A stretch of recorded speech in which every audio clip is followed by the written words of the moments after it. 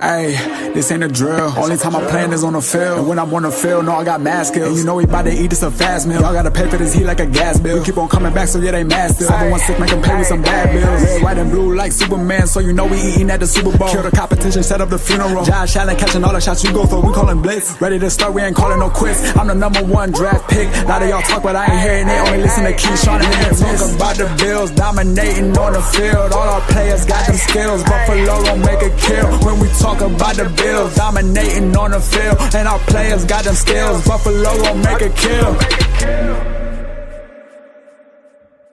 What's going on? Welcome back to another live episode of the Post Podium Podcast, home of the all truth, no sodium takes. I am your co-host, Aramis. And I don't know what just happened. I wasn't there for the first 2 seconds. You see it? You just I summoned you from out in the. Hey, what's going on? 40 keys in the building. Now I'm in the building, evidently. Now because the computer said so. Correct. Mm-hmm. We got a ton of stuff to get to. A lot of stuff happened over the weekend. I really didn't expect it to happen. We had some good articles come out. Oh man, you really got some stuff. I am intrigued. Okay. Yeah. So let's start here. Obviously, the Dexter Lawrence trade happened. Mm-hmm. That was very significant to me just because of what it does for the Cincinnati Bengals in that division. Obviously, it kind of puts them in the yep. And then we got to do this thing here. Don't take over. No, I'm joking.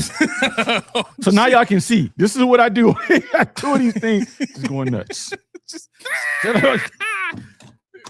Yep, that's it. The whole time. That's his only job besides talking. It's true. So looking at what it does for the Bengals in that division, they already had the best offense. Just from the pieces they have, as far as weapons and the quarterback and it just from a overall standpoint, they have the best offense. Mm-hmm. They have the best offensive mind in that division also. And then you see what they've drafted from the linebackers that they got, the really good run stuffing linebacker. They got another super athletic guy that's playing, I think, weak side linebacker now that they drafted last year. They got Dax Hill, and then the other kid that they DJ Turner, who they drafted a couple of years ago. Both really fast guys, really good corners from good programs. And now they add into all of that Dexter Lawrence, who's going to be playing alongside Jonathan Allen. Now, for those of you who don't know who Jonathan Allen is he was the best defensive tackle on a Washington Commanders offensive line, or defensive line rather, that was very, very dominant. That was the year they drafted Montez Sweat. They had Montez Sweat, Jonathan Allen. Who was the young buck they had next to him? Oh my gosh. Was it the Bengals? No, this was the Commanders. I'm just trying to give everybody a refresher where Jonathan Allen came from. So Jonathan Allen was in Washington, and he spent some time in Minnesota, I think, for the last couple of years. Kind of shifted into, he dropped some weight and shifted into more of a pass rushing defensive tackle. But he's one of those guys that can do both, mm-hmm. right? He's kind of up there in years, but he still can, he's still a very serviceable guy. But when you put that guy next to a Dexter Lawrence, with the middle linebacker that they have now, who's a really good run stuffing type of linebacker, it's going to be tough. It's going to be tough. You can see that they're building that defense to be able to stop what the Ravens want to do on offense. So I enjoyed the move. What did you think about it, bro? I'm glad they did it. I'm glad they did it because I'm tired of hearing about it.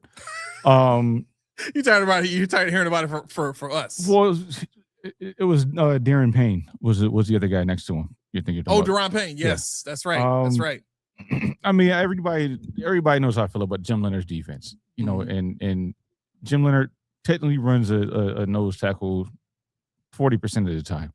So for 40% of the time, do I really want to give up my first round draft pick on top of paying whatever other premium there is, because you figured he gave up the 10th overall for this guy?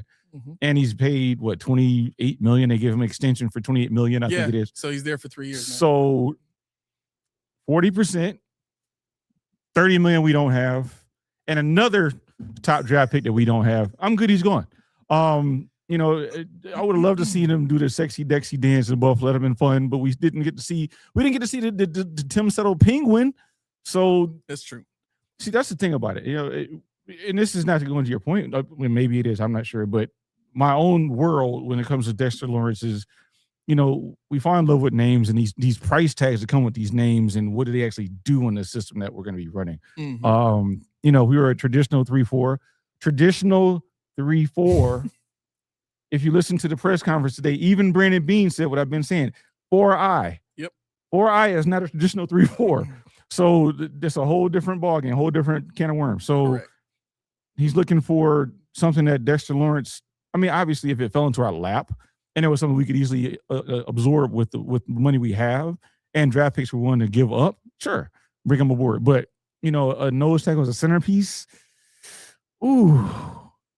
It's tough. So Cincinnati, like you said, they have a defense in place and they have a need for their defense, which is what Dexter Lawrence provided.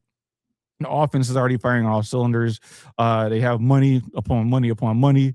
So of course they would do it. Why wouldn't they do it? It makes perfect sense because the top 10 are like, we didn't really need it. We're happy with what we have. We this commodity here. We know what he can do, and it's not a position where it's boom or bust. A nose tackle is going to be a nose tackle wherever you put him, whatever city you put him in. That's true. Just some numbers on Dexter Lawrence and what he's been in New York. Who put this out? Warren Sharp put this out on Twitter.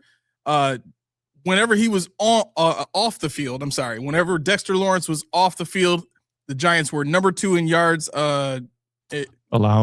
Yards.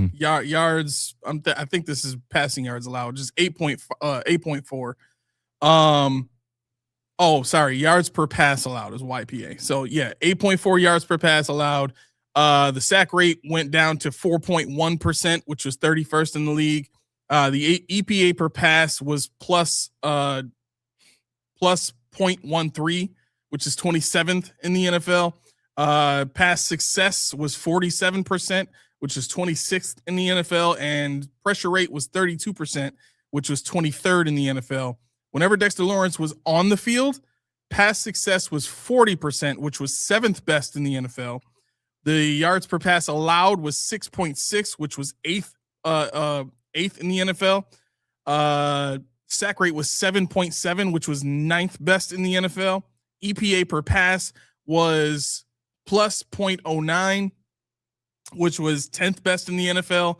And the pressure rate went from 32 to 33%, which was 22nd best in the NFL. He plays a significant position regardless of what you need him to do. He's got pass rush capability. He's got run stuffing capability.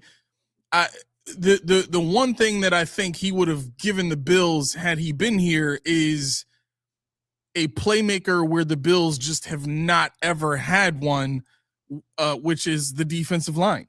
And the reason that I am leaving Ed Oliver out of this conversation in terms of playmaker is you cannot qualify as a playmaker if you need a one tech to validate your skill set, to give you access to just use your skill set in the best way possible. You can't be labeled as a playmaker in that instance, in my opinion.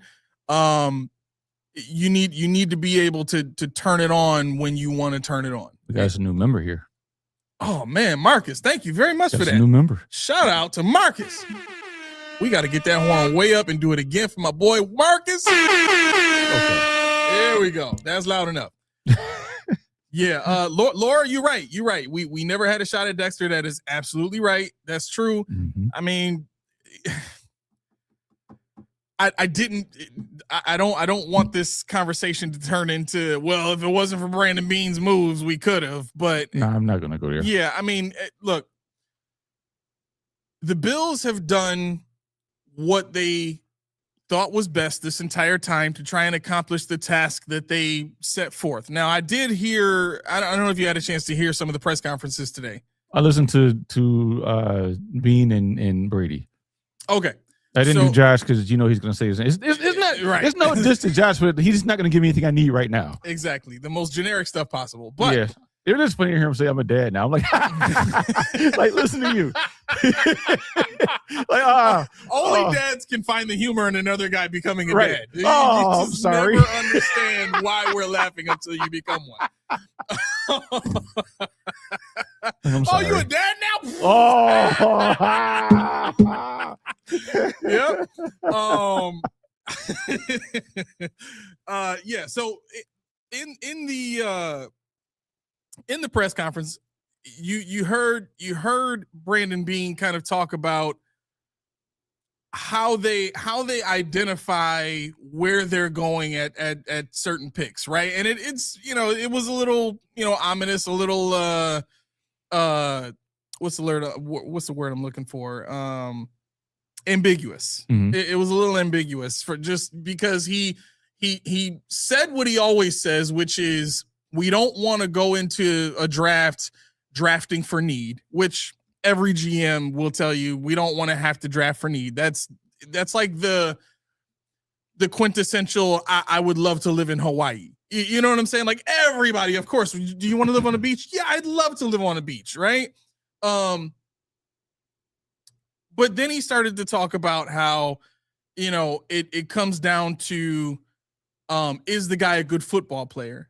Mm-hmm. And that matters more than skill set or body type or traits or anything like that. They value football players. He tried to make me smile. Well, what that says is we want to build our team around guys who can think the game better than most, which is good. However, how many times have they drafted offensive linemen with high RAS scores who need time to develop? How many times have they drafted 6'6" defensive ends that need time to develop in their pass rush capabilities? Well, I'll say this: the 6'6" defensive ends, because I know who we're talking. Well, there's two of them. There's three of them now. Okay. Well, Epinesa is not here, so I know Rousseau, and we got Deion Walker, Landon Jackson. Okay, so yeah, so Rousseau and Jackson they're similar, and the reason why I kind of scoffed at what you said was, if you're trying to develop their skill sets as a pass rusher, you're wasting your freaking time. They don't have the traits to be an electric pass rusher. That's exactly what I was that's the point I was trying to make. My bad. Like, you want it. No, I thank you for that, because you helped to accentuate it to exactly where I needed to go without going through this whole soliloquy. But the bottom line is, if your mindset is, well, we just want football players, okay, well, you got to find a combination of everything. You got to do the best job you can at finding a combination of everything, because you might have an Ed Oliver who is a great football player, but does his body type usually work in the NFL? And the answer to that is no, not really. Not really. Not unless he has certain pieces around him. Greg Rousseau, is he a pass rusher? No, not usually. Guys with his level of burst, his level of bend, typically don't work out as pass rushers in the NFL, right? And these are the things that we point to when Brandon Beane does. He did an interview with Joe Biscaglia. And thank God it's not Pat McAfee. Finally, okay. Oh, so I read the article that Joe put up on The Athletic, and it basically he stamped in ink that Greg Rousseau he's an outside backer, right? And he talked about, because of his skill set, because of his, ability. And I'm thinking in my head, at some point he's going to have to drop. And Brandon Beane made sure to say, he might drop one time. That's a quote from this article. He might drop one time, but that's not going to be, the bulk of his work. Yeah. Okay. How are you going to stop an offense from forcing him to drop? Because at some point, offenses learn how to dictate to a defense once they figure out what you're doing. right? I mean, he dropped in McDermott's defense not very often. I think that's where you have to think about getting clever with the star with the nickel guy. But no, I to your point about Ed Oliver, I like that you make the point that he's not why is it that he can't do what he's best at is what I keep coming back to in my head when you make that point. The reason why he needs a one tech is because if he doesn't have one next to him, he's got to be the one tech. Right. That's the sucky part. You can't, you got to have somebody that can stand up to two guys so he can get busy, or it's going to be him, because everybody knows Ed Oliver. You've heard of the other guards and centers say, we need to know where Ed is. Yep. And they game plan. But see, what Daquan did was he was like, oh, you want Ed? Remember my name, and I'm going to go get the quarterback. And so I think that's a slippery slope that we got to tap dance on when we're talking about Ed, because it's not that he was left on the island by himself and he wasn't good. It was the fact that he couldn't do what he was supposed to do because Rousseau wasn't getting pressure and Phillips wasn't getting pressure and Vernon Butler and these other jobbers that they put out there next to him. So I like to see him play in a system that allows him, without having to worry about other teams game planning him because nobody else is being worried about. If that means blitzing Dorian Williams, if that means blitzing Terrell Bernard, if that means, sending that star out and they have to worry about stunts and pressure, stuff like that, that allows Ed Oliver to get that one-on-one that he's supposed to have. Yeah. Then I think we'll see something special out of him. Right. And I'm hoping that Jim Leonard, as I said, from the time he was hired, I'm hoping Jim Leonard becomes this mastermind and he says, you know what? That's my cornerstone right there. I got to get him. I got to get him available. And what I mean by available is, I got to get him to play his game without having to worry about other people playing their game. Yep. I think that's what brought me to the topic of today's show. And I know we don't have a lot of people in here, but I'm gonna get this out really quick because we have a poll that I want to put up for folks. And I want to see how that goes by the end of the episode. Ooh, a poll. Yep. Look at you, a little razzle dazzle. little sprinkle a little stardust on just it. A little stardust.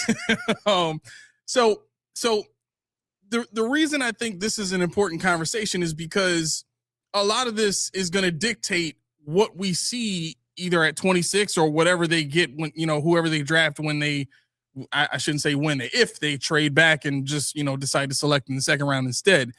A guy that I think easily becomes the best possible pick at 26 is Kaden McDonald from Ohio State. And the reason that I came to this conclusion is you have a playmaker already at every other level of the defense. You have Terrell Bernard to be your pass coverage, send him on a blitz, from time to time, he's shown that he can be a step ahead of the offense and play things really well. And then obviously in the, in the secondary, you've got Bishop at the safety position, who's shown that he can be a playmaker. You hope that Maxwell Hairston kind of steps up and becomes that at corner so that you have two guys out there, but you got at least one guy at both levels right now. You don't have anything at defensive line. And if you get Kaden McDonald in there with his 60 tackles this past season, combined tackles, that is clearly a guy. And I listened to Greg Cosell talk about this on One Bills Live.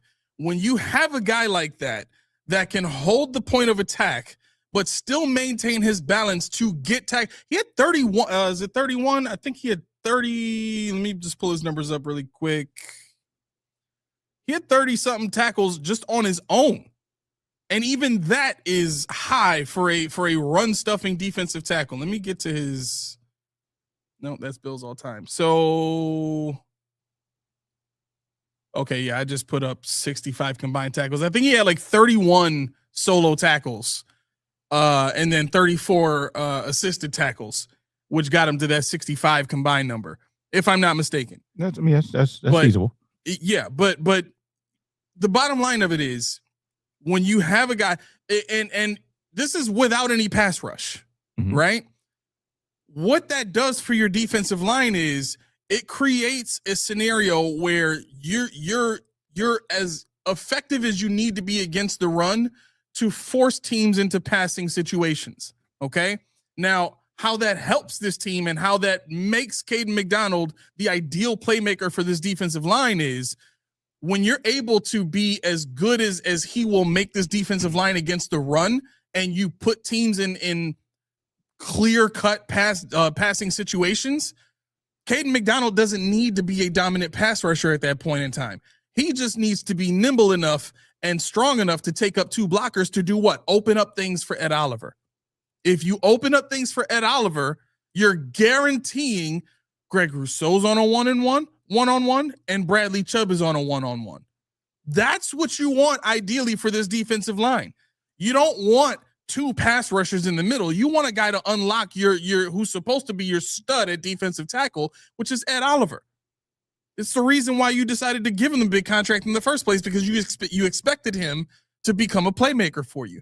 Well, having a guy like Kaden McDonald who can be as good and as effective as he's been against the run unlocks everything for everybody else. On top of that, Kaden McDonald possesses the athleticism to develop into a decent pass rusher. Does that interest you in Big Citrus? No. No. The reason I'm not really interested in anybody else is the pedigree. Playing at Ohio State, right? Coming, playing against the competition he played against. To me, that's for him to put up those numbers against elite competition, puts him on a different stratosphere for me. Yeah, I mean, I get that. For him, as big as he wasn't a one tech or even a nose. So that kind of sours me on him, because it's not what I'm looking for. Me personally, I'm looking for somebody that can play nose, but it has a little more in the pass rushing oomph. Yeah, McDonald is probably the best run stuffing D tackle in the draft this year. But if I'm looking at that nose, if I'm looking at it for somebody that's strong at the point of attack, that I know has proven to two gap, I it was a Kirkanelli orange. I like big OJ citrus. We have a new juice. Oh yeah, no, but and it goes further than that, because when I'm going to tell you right now, when I first heard of Dominique Orange, I'm like, no, I want Dante Corleone, and I'm like, you like Lee Hunter at first, the rolling ball who had pass rush chops. But I looked at that citrus and I'm like, he's like 6'2", 330. He lines up right on the center, and all I see is the center going backwards. And then when the pass rush is out there, I see the center going backwards, and I see this big round man in the quarterback's face. Then I see him getting hands up. Then I see him in run support. Then I see him in all these things in the third round or whatever. And I'm not trying to be bargain binning it, but I'm like, wow, this guy has a lot of juice. Okay. A lot of juice citrus. My bad. No pun intended. No, of course you did. No, I really didn't. I wish I could take credit for this. But when I watched Kaden McDonald, I was like, oh yeah, he's huge. Cause 6'1", 6'2", 335. 6'2", 326. Okay, so he lost 9 pounds. He went on a slim fast diet. Right. I'm like, okay, cool. But I'm like, wait, he's not moving. He's just like plugging everything up, Ted Washington style. I could dig that. Yeah. But then I'm like looking at these guys. I'm like, he's plugging it up, but saying he got some move skills too. Yes. And I could see Jim Leonard being like, okay, let's get let's get freaky with this thing. And now we can keep him on the field more than the rundowns. We can keep him on the field in obvious pass sets, because he has the juice to get to the quarterback. So if I think McDonald's either going to go before our pick, or he's going to last if we don't pick him into the second round. Okay. So I'm going to get off of this soapbox of how the second round just neutered my whole draft philosophy, because it really did. Because that's where even Bean said in his presser, like, the value in this draft is rounds 4 through 6. Is that because he's cheating off the scouting guy's paperwork? Or is it because that's what I think so too. I think this year, depending on what position you're looking at, everything is later. Like you can get nice in the beginning, but man, oh man, Kristen Miller, I don't want Marcus. The reason why is because Kristen Miller can't play anything inside of 3. He has not played at Georgia. He didn't play anything inside of 3. He's not a 2-gapper at all. He's like a penetrating guy, which if that's what you want, that's a good player to have. Xavier Harris, 6'8", 330. Yeah, he's a 1 as well. DUI, domestic violence cases. Bean did say they got a lot of 1%ers. he said those are the guys that he knows he has like 1% of chance of getting. Mm-hmm. He said unless a gas mask pops up. I almost crashed my car. I did laugh. I ain't gonna lie to you. That was funny. He said, so if anybody knows how to do some AI stuff, I'm with it. So, but back to your point, Kaden McDonald. Yes. I see the allure. The allure. Here's another reason that I think compounds where I'm trying to go with this. And this is why I selected Kaden McDonald at 26, as opposed to trying to wait to get a run stuffer later on who might have some athleticism. The reason I'm going with Kaden here at 26 is when you think about the guys that the Bills have given significant reps to without there having to be injuries, it's for the most part been their first round picks.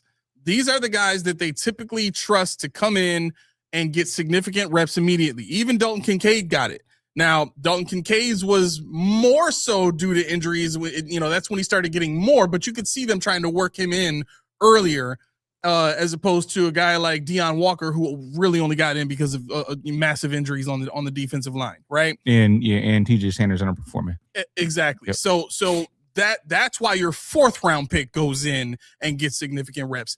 But you look at every other. Ed Oliver started immediately. Like all of your other first rounders, Trey White. Well, not Trey White wasn't drafted by Bean. Who else? Who else was drafted in the first round that started immediately?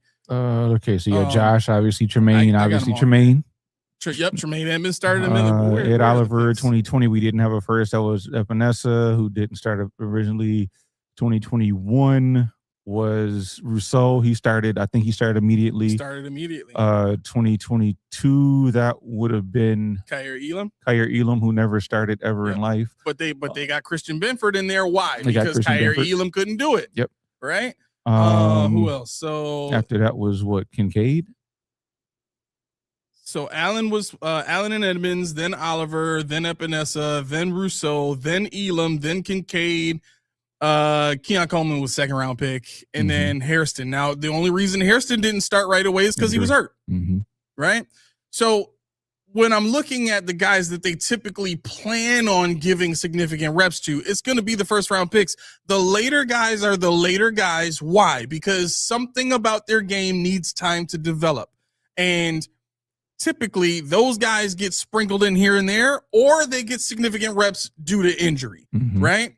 That's cool because football is a physical game. Guys are going to get injured, and there's going to be a necessity there, right? But if I'm planning for playmakers to be added to this team that will make an impact in a season where, and I know Joe Brady was trying to mitigate the win now-ness, if I can make that term up, of this particular season, because they did ask him about that, and he just kind of, just tried to, squash the expectations a little bit. It still exists. I'm sorry. Your owner screwed up. He shouldn't have said it during that press conference. He got emotional and he said it. And unfortunately, you cannot put that cat back in the bag, right? As much as you try to mitigate, expectations, as much as you try to, temper, people's, frustrations and stuff like that. Like it's going to grow faster than you think if they don't do it again this year. Right. And when you hear Joe Brady in the press conference today, he tried to make it seem like, well, we have a process that we're trying to stick to. And, we just want to focus on, getting the language down and just doing all the right things. And that would sound great if we weren't trying to win a Super Bowl before Josh Allen turns 35. I want to hear somebody say, I just want to hear somebody, we about to get freaky. We better get loose with it. I want to, all this right thing. So if you haven't done it, I don't want to hear what you say is the right thing, because you know the right thing is modeling after somebody that did it, or really believing in what you're going to do and boosting that up. Pump your chest up. Be excited about what you got going on, and that's the stuff. You don't have to tell me exactly what it is, but the right stuff and all this stuff, that's got to go out with McDermott. That's all got to be going, all the right way and how we do. No, we want you to, this is take the bull by the horns. You have a pedigree right now, Joe Brady, of going against conventional paths to get to where you are now. You know, from the stories of sleeping on the hotel floors or sneaking into coaching conferences. All this stuff is great stuff. Made me respect him more because I've done stuff like that. But you know, when now you're gonna come back to it and say, you know, we're just gonna do things the right way, and I'm gonna try to do. No, you're 37 years old. I want you to like a 37-year-old, not no old frumpy dude from the 60s. Right. If you're gonna wear shorts every day, you can't act like you're wearing a suit every day. Be loose, man. I mean, you getting there. You getting there, and I'm not critiquing. Well, yes, I am. I'm not saying you suck, but I want you to have personality. Let's see it. Right. Let's see it. Right. For context, because as much as we want to downplay Kaden McDonald's ability to rush the passer, he had 3 sacks this season. Okay. Dexter Lawrence is widely regarded as a massive, dominant defensive lineman. His sack totals for his career, he's got 2 really good seasons, 2024, with which he had 9 sacks, and 2022, he had 7.5. Every other year, his rookie season, 2.5 sacks. 2020, 4 sacks. 2021, 2.5. 2022, he had 7.5. 2023, 4.5. 2024 is when he had 9. And then last year, he had half a sack. Right? So the idea of a dominant defensive tackle being a guy that's going to get you double-digit sacks, that doesn't happen unless your name is Aaron Donald. We don't right? need that, yeah. Right. So my point in all that is a guy like Kaden McDonald gets 3 sacks as a junior, 21 years old, right? And all of the tackles that he's compiled, he's shown that he has an elite level of awareness, athleticism, and understanding of leverage to be able to position himself to make a play, whether it's against the run or to just be in position to bat a pass down. He's got passes defense. He's got 2 forced fumbles. He's got 1 fumble recovery. This is a guy who I'm going to stress this as much as I can, on our defensive line could be a playmaker because of his capabilities.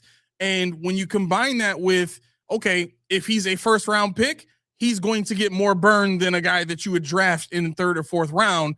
On top of that, I think a guy that you're going to draft in the 3rd or 4th round may not be as valuable to the Bills as a Deion Walker or a TJ Sanders. And the last thing that I want to see this team do is hand the reins over to Deion Walker and say, be our run stuffer, please. He's not that guy. You know what I'm saying? So if we are going to get a guy that we know is going to warrant significant reps as a run stuffer, I think you got to take that guy early. And the only way to get a guy that's going to qualify higher than Deion Walker or TJ Sanders would is to get a guy in the 1st or 2nd or maybe 3rd rounds. And excuse me. And I don't know if a guy you're going to draft in the 3rd or 4th round is going to be better than TJ Walker or Deion Sanders from a value standpoint, because that's another thing that Brandon Beane talked about in these draft picks is the value of a guy. Right. So let me ask you this. What comes to your mind as a definition of value when you hear, because I don't know if you heard him say that, but when you hear the word value being related to a draft pick, what comes to your mind for just overall?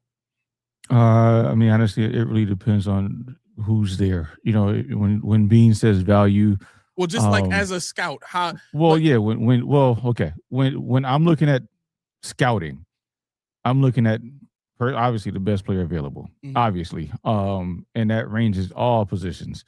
You know, if we're talking about the first round to me is a player that's going to start, unquestioned. Not even, I'm not going to say first pick because Keon Coleman was not a first round pick, and there was a reason why they traded back because they said he's good, but he's not guaranteed starter. We don't know he's guaranteed to be a 5th-year player. So let's cut our losses there, and if he's not there, we'll take Ladd or we'll take another position altogether. You know, so if you're asking me what value is, I'm looking at what do we need. We need, you know, we'll just say we need a rush linebacker. Who is the best rush linebacker we get? What do we have to do to get him?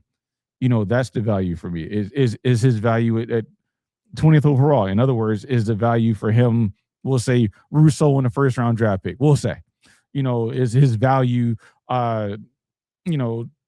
Christian, I'm just naming starters because this is what's going to get it done if you want to move up in the draft. Is his value giving up something else? What is he definitely better than TJ Sanders? Is he definitely better than whatever I'm trying to replace? Because I think the Bills don't do that enough. I think they drafted. We did good on that draft pick. Now we get some depth. Does he play special teams? No, I don't want that. I want somebody that can come in and beat the person that they're at that position that's sitting in right now.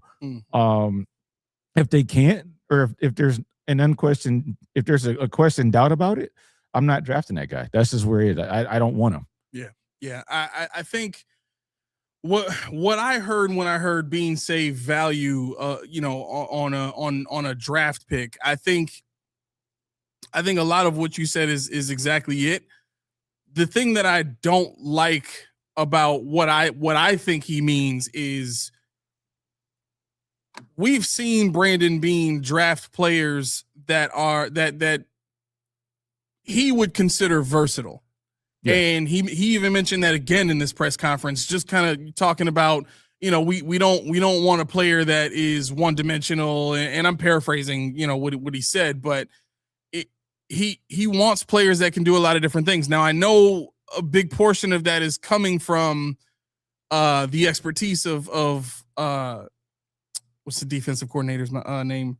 Leonard. Jim Leonard. I know a lot of that is coming from, Jim Leonard, because versatility in that, 52 front is necessary, right?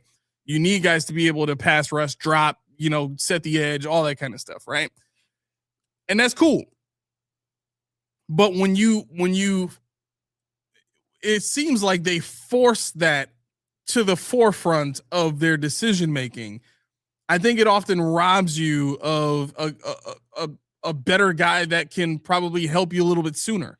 Yeah, right? I think if I'm gonna do what everybody wants us to do on this show when it comes to Bean and give it a benefit and say the witch is dead, he's gone. All that goes away. If you notice, he mentioned by name Javon Solomon. Yes. He said he carved a niche out as a special teamer, but that's not what we want him to do. He said we want him to be more of a pass rusher. He's a stand-up outside linebacker. He's not, a hand in the dirt guy.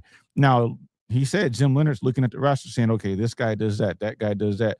I want him to do this. He's more of this. And he said they had these conversations. Where do you see these players that we have now, and what are we missing?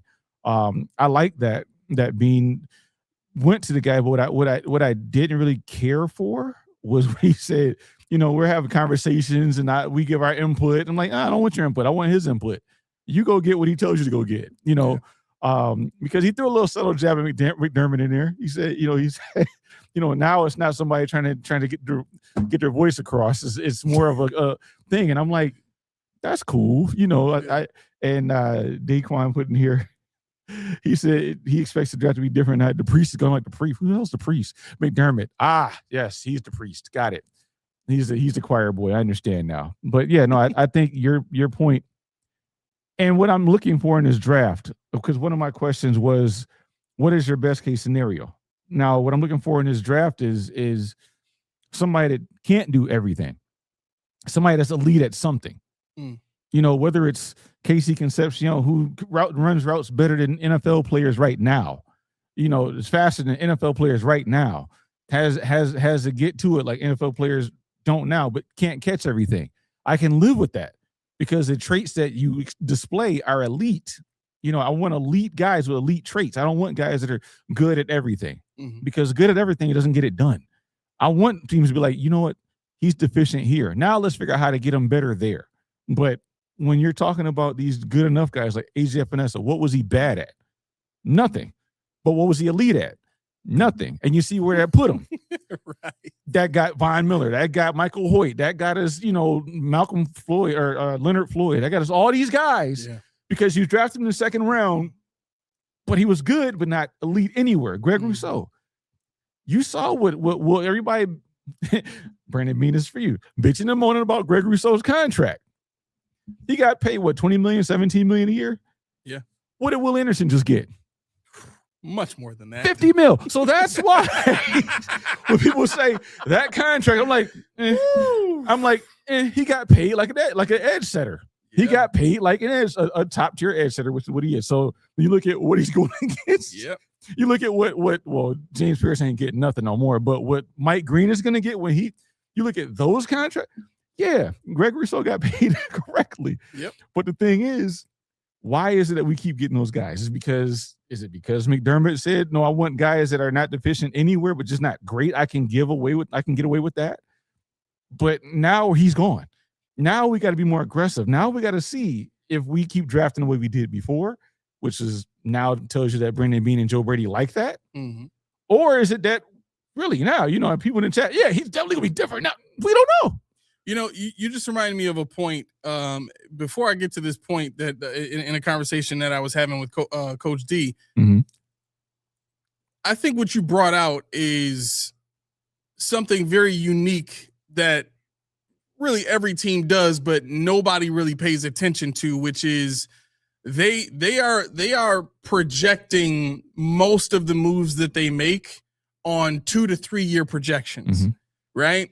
And what you just pointed out about what Will Anderson is making and some of these other pass rushers that are up and coming, when the Bills signed Greg Rousseau to $20 million a year, they weren't thinking about who is making $20 million right now. Mm-hmm. They were projecting 2 to 3 years from now. What are all of these good to great pass rushers going to be making, and how's that going to relate to Greg Rousseau's contract?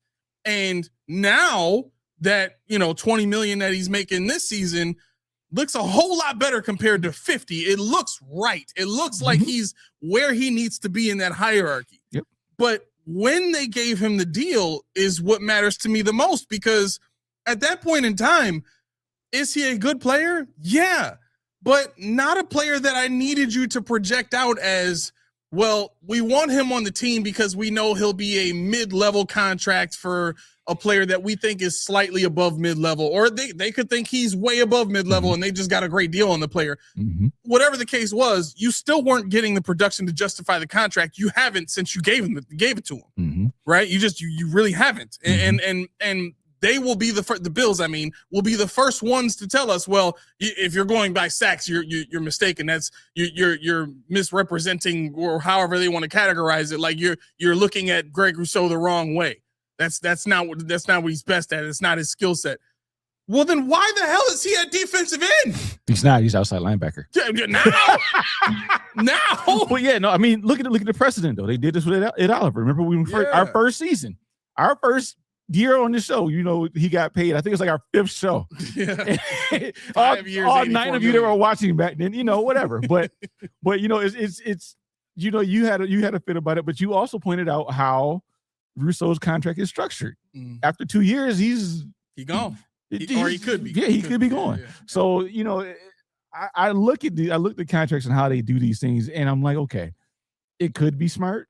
But to Sam's point, I don't hate Groot at all. But what I'm trying to, I don't know if you're talking to me, but what I'm trying to do is illustrate that you can't project Madden traits on real people. He's a defensive end. He should be able to pass rush. No, not all the time. Sometimes Manny Lawson made a career off of edge setting. Yeah. He had 8, 9, 10 sacks, I'm sure, a time or two. But when he came to Buffalo, what was he here for? Long arms, edge setter. And that's what Rousseau is. And we took him in the first round. So he is an elite edge setter. And if that's what they were going for, they hit. Yeah. Which just happens that I wanted a bendy guy that we still haven't found. Right. That's what makes Rousseau look worse. Yeah. So I don't think Samto was talking to me, because I think I like Rousseau, and I'm actually one of his I see, there it is. Samto love Manny. That's why. And I see, playing that role on a football field myself, I can appreciate it. How many sacks did I have? Don't matter. What mattered was, did you let anybody around your edge? Did you contain the pocket? Did you contain your C gap? And that was what I was supposed to do. And that's what they're asking him to do too. All right. So I just posted a poll that I want to get to, because we got to move on to some other stuff. What is the most impactful position for the 26th season to draft at 26th overall? Your options are on the screen there. Number 1 is defensive tackle. Number 2 is cornerback. Number 3 is wide receiver. Number 4 is pass rusher. Considering everything that we've talked about thus far in this episode, what do you think is going to be the most impactful position for the Bills to draft at 26th overall. It's on the screen, but not in the chat. Wait. Yeah, we got people voting. It's 50-50 between defensive tackle and pass rusher right now. Yep. How did you get to it, bro? I didn't get to it. I had to answer a text message, but okay. Yes, I will look, and I think it might be in our community, maybe, or no, it should be in our chat, shouldn't it? It should be right in the chat. It should be, yeah, it should be. Let me just double check real quick. We're trying to get frisky here. I mean, this is the first time I'm using this. It's not coming to me. I mean. And while I'm looking at, so I saw D earlier. I hate D so much because I think Roy said something about you don't have Dexter Lawrence anymore. D was like, that's cool because we got 2 first-round draft picks. I hate him so much. 2 first-round draft picks, and we sit here talking about a first-round draft pick and why we don't have a second. He's got 2. The rich get richer, man. I tell you what. Yeah. Wait, where? It hurts. Go back. That is not where I was trying to go. You gotta go here. All right, so I'm going to find this poll for everybody. Yep, got the delay out of there. That's gone. Where is this poll? Where is the poll, and why are some people able to vote on it, but others are not? I don't know. Very interesting. Anyway, I gotta keep the show going somehow. My turn. No, I mean, people seem to be voting right now. They're voting to it. 42% at defensive tackle and 58% at pass rusher. You guys love pass rusher. Yeah. Oh, wasn't you right for once? Wow. I'm sorry. Not really, because you're gonna say something later in the show that's gonna warrant me calling you out. Let's see. But I honestly, I liked a lot of things that being said, and I emphasize said because does any of it come to fruition? Does he mean all of it? Does he mean any of it? We don't know, because everybody's texting me, what do you think about this guy? They said this, they said that, they did this. Like, the draft is this week. Everything you hear could be a smokescreen, could be true. Don't know. So I'm not going to get up in a tizzy about it because, all these rumors and this, it doesn't mean anything at all. It means very little. Oh, X, I remember that. It's been so long. It's been so long. But no, I where are we at? I don't think Streamlight connects it to, somebody said, I don't think Streamlight connects it to YouTube. So how's everybody voting? How that people work? Voting if it's Where'd not connected? It's got to be somewhere. Somebody's voting somewhere. Works for all streaming destinations. I'm really not sure where I thought this would go straight to the chat, but I checked on our YouTube and it doesn't seem to be there. But people are still voting. Yeah, they're voting. This is cool and crazy at the same time. You don't want me to hate you? I wouldn't hate you. Let's see who. Well, I hate you for that, and you can't take that way. I hate you for having two first-round draft picks. It will tell you when we used to do Madden drafts, I had like 32 picks. He's like, how? You're up again? Oh, so you have to type the number of it that says type 1, 2, 3, or 4, and then it should register. Okay. Sorry about that, guys. Yeah, that's fine. That's why they number the options. That makes sense. Yep. Because there were some people in the chat that already typed in their numbers. Derek typed in 2. Mr. Migo typed in 1. Yep. Okay, so you got to type in your option. That's how you do it. But no, that's I will tell you when it comes to drafts, I accumulate draft picks. I mean, I'm stingy with money. I'm stingy with everything, my food, and draft picks on Madden. So I don't understand why they can't do it in real life. Why you can't have 35 draft picks? Hey, I'm gonna go make a sandwich while you draft the whole second round. Yeah, I got it. Don't worry about it. He comes back, I got 11 more. But no, but it's just a beautiful thing when you have a 10th overall draft pick. You have whatever else you have, and they're cost controlled. They're young. I like it. I like it a lot. Let's see. Sampson said, I don't need a nose tackle to pass rush. He just needs to keep Anthony Hill clean. You're just so convinced Anthony Hill Jr. is coming to Buffalo. I would not be mad. I would not be mad. I laughed at the first part, but I said, I'd straighten up real fast. I would not be mad at Anthony Hill Jr. Yeah. Because that dude is Steve nice. wants me to add a fifth option at linebacker. I guess I could do that. Okay. Can I stop? Yeah. I don't want to stop the poll. I don't know. I just leave it alone. Yeah. What about the three dots? The three dots up there. Does that do anything? Does that?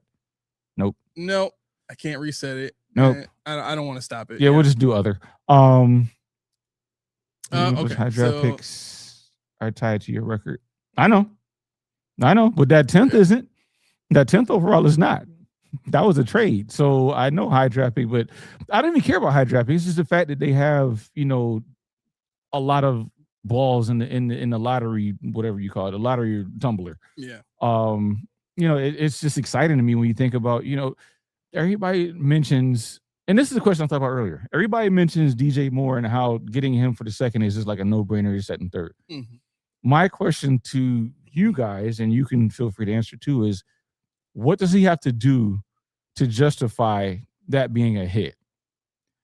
Because if you bring him in and he turns into Amari Cooper, he turns into, Brandon Cooks or somebody like that. I'm not saying that he's bad, but what if the system isn't conducive to what he was doing in Chicago or in Charlotte? Yeah. Now, if it doesn't work the way you guys think, if he doesn't get 1,000 yards, if he doesn't, are we going to have excuses? We're going to be like, oh man, that didn't pan out. Then that's the thing I'm worried about. Like, I don't know enough about Joe Brady's everybody eats offense. Now that we're not doing everybody eats, I need to see that. It's like in stocks, when you hit the resistance line, you don't buy as soon as it passes because it could be a false breakout and go right back down. Yeah. When Joe Brady says we're not doing everybody eats or whatever he said, the screens are still going, but we're going to change it up. How so? Are you going to fall back into that everybody eats when you see? And then where does DJ Moore fit into that? And that's my worry. It's not so much. It is the money, but it's not so much the money. It is the receiver position being filled, but it's not so much the receiver position being filled. Mm-hmm. It's more so I need to make sure that his skill set fits in what Joe Brady wants to do, as opposed to him just being a receiver number one on other teams. I need to know how he's going to be a receiver number one here. I think that's fair. Yeah. Not attacking the position, but if you're telling me DJ Moore is going to give us 1,000 yards or 900 plus yards, and Khalil Shakir is opened up for now, he has 1,000 yards. Can we get 1,000 yard receiver this year? If so, cool. Second round galore. But if not, then I have problems because now we have this $48 million albatross. Yeah. One of the things. I'm looking for this comment. There was a request. I'm going to say, I'm not drinking juice here. I don't even have that shirt on. But drinking juice here. There is a where is you know what? Let me go to my lives. So let's say you guys while he's looking that up. What do you think? What to you guys would satisfy and validate the trade of a second round draft pick for DJ Moore? Is it just that he's here, or is it that you expect him to open up the offense? I know a lot of people think, like I said, McDermott being gone, the offense is completely different. What makes you so sure? Are you sure that the offense is going to be completely different, or is it just a hope thing? I'm not sure. I really want to know.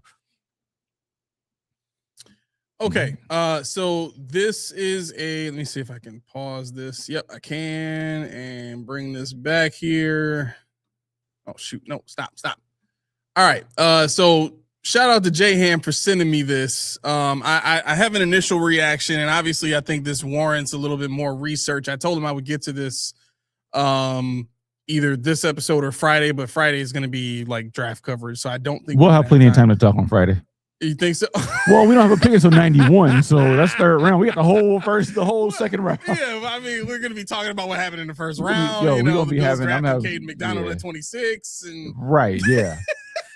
If he's there at 26, I'd be shocked. But yeah. All right, so let's get here. Let's go ahead and invite this screen onto the screen here.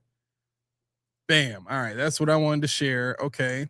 So now we go here, bring this up. All right, and I'm going to play this video real quick. This is some research that this young lady did herself, which was impressive. But let's hear what she's got to say really quick.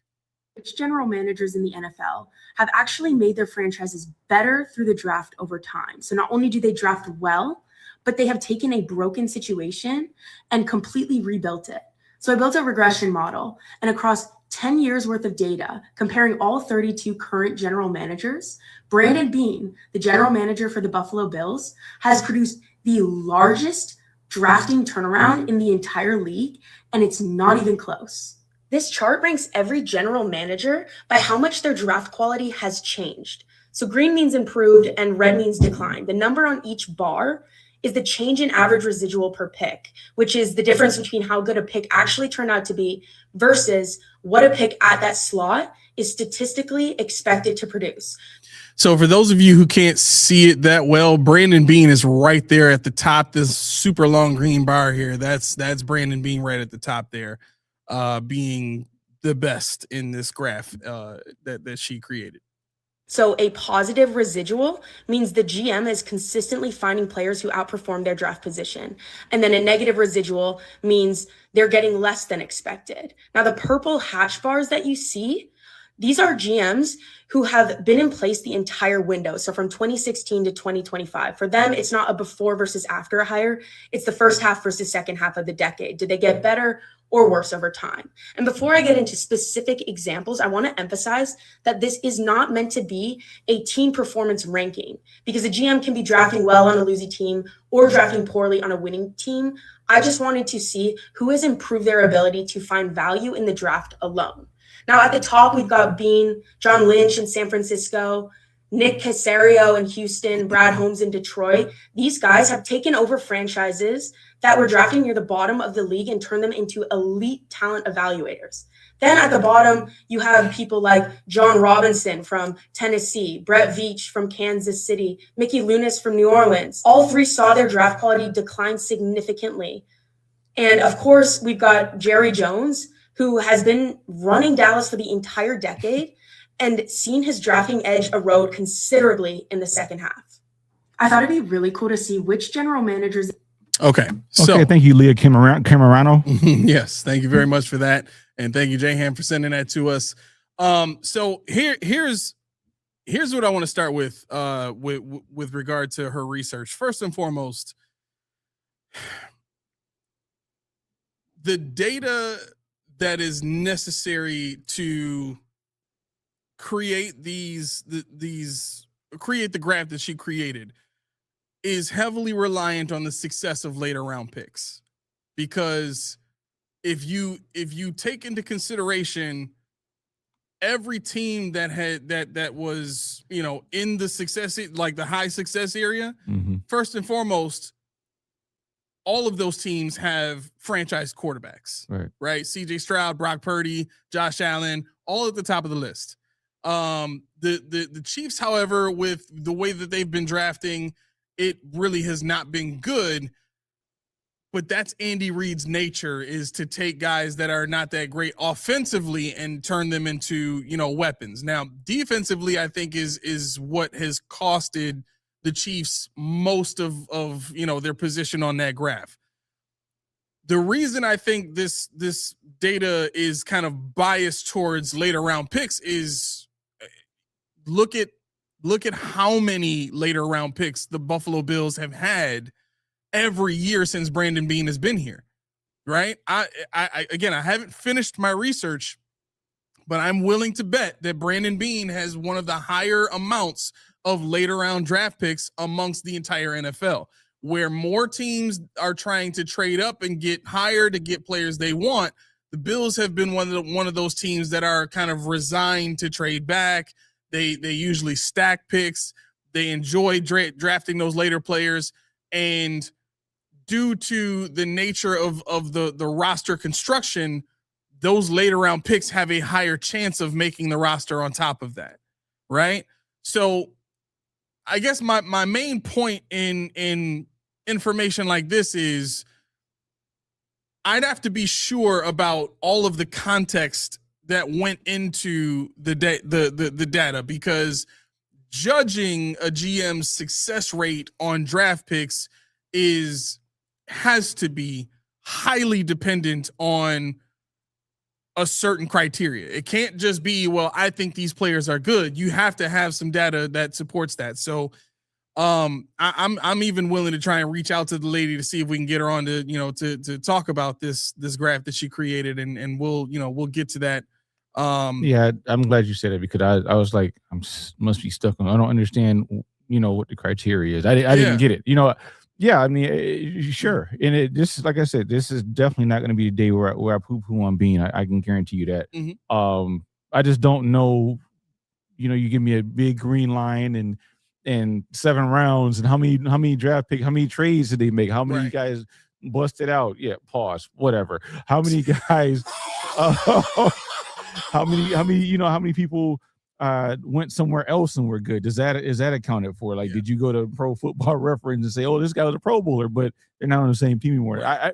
I don't know what it is, and it very well might be, like I said, like you said, being after round 3, there's been, well, I'll say the Buffalo Bills, because it depends on what side of the fence you land on.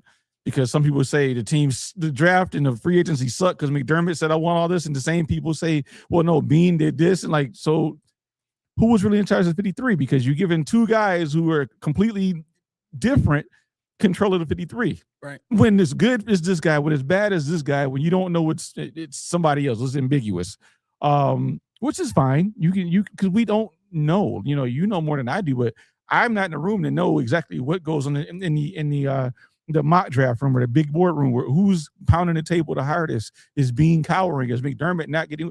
All we know is we saw, and I keep going back to it because that's all I got, the embedded. Yeah. McDermott said, I want Van Granger. Bean said, now we're going Ray Davis. That tells me right there, you guys he's not as afraid of McDermott as people let on. Yeah. Did he have better ideas? Maybe now. Well, he might have been earlier, but that's what I'm saying. Like I said, after 2000 and 2022, when he won, or 2020, 2022, when he won Executive of the Year, he started to feel himself a little bit.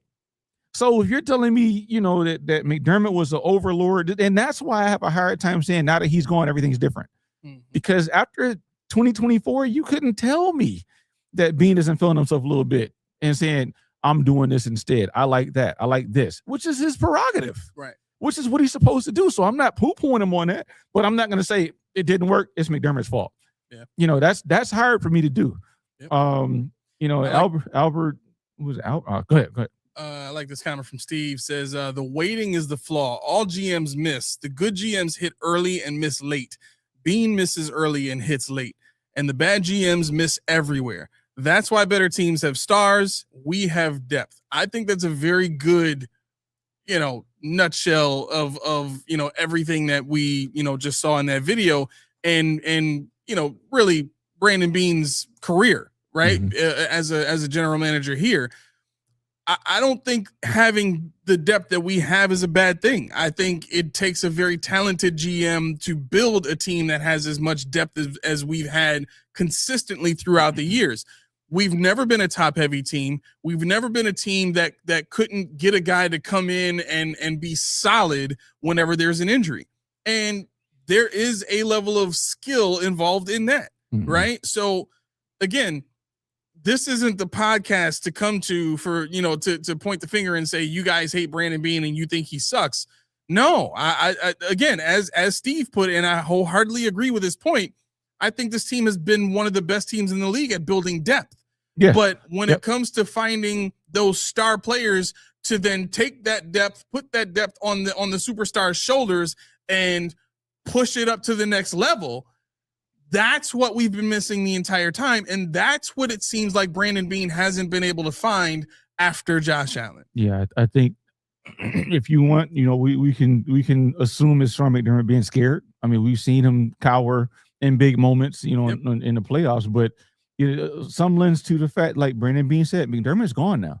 But like you said earlier in the show, Brandon Bean still said the same thing. We want guys that can do this, that, third. Mm. No, where's the guy that has this elite trait? Thank you. Just one elite trait, 2 elite traits. You don't have to be great all around, but just give me that elite trait. And we don't have those guys. And that's why you said the guys we have are all well-rounded.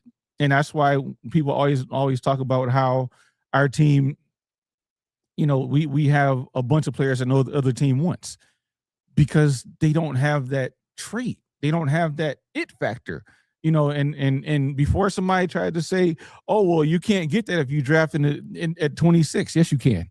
Yes, you can. You know, some of the best players of all time have been drafted after the first round. Yep. In history, this is not a fluke. You just have to hit. And sometimes what it is players have to, what has to happen also is players have to fit the system. See, systems too, if they're built the right way, can make a player look better than they actually are. If Jim Leonard says, you know what, I want Rousseau to do this thing, he'll learn how to free him up to do this thing. If he says, I want Ed Oliver to do this thing, he's going to get that nose tackle that's going to make sure that Ed Oliver doesn't get double teamed when he doesn't want to be double teamed. Right. It's not going to be Ed Oliver just can't. No, Ed Oliver gets frisky. But how do you get frisky when you got to do the work of two men? You got to play with the guy that we picked up off the street week in and week out. See, that's the thing with the practice squad. We keep recycling practice squad too, and that drives me nuts because the practice squad is a taxi squad. I have no loyalty to these guys. That's why they don't get paid anything. They get picked up. We mine them. We use their skill set. Let them go. We didn't like something in them. Move on. You like Fedarian Mathis? Cool. Now he's on the 53, maybe. But you don't keep those guys on the practice squad just to keep on the practice squad. That's why I like how it used to be before COVID. Before COVID, you had 2 years, I think it was. You could be on a practice squad for 2 years and you were done.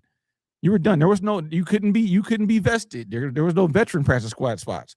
There was no protected practice squad spots. It was 2 years, 3 years, and you're done. You had to be on an active roster somewhere, or you had to go bag groceries at Piggly Wiggly.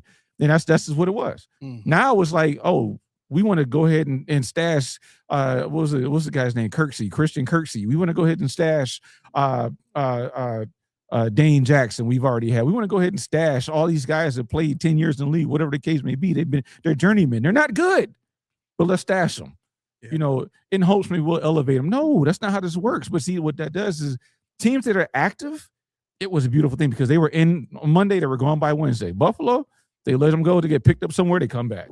They come back. And they kept using it as an extension of the 53. And it doesn't work that way when these guys aren't dogs. Yeah.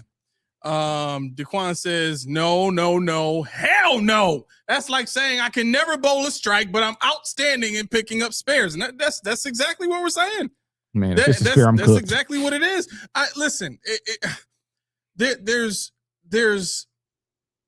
a track that you can be on where that's how you start your career. Man, I'm decent at picking up spares. You know, I usually knock down 7 or 8 whenever I throw, the first part of my frame. But I don't get strikes. There's something to be said about starting your career like that. But if that's all your career has been this whole entire time and you've only bowled 1 strike, well, then I'm sorry. It's just who you are. Mm-hmm. You know what I'm saying?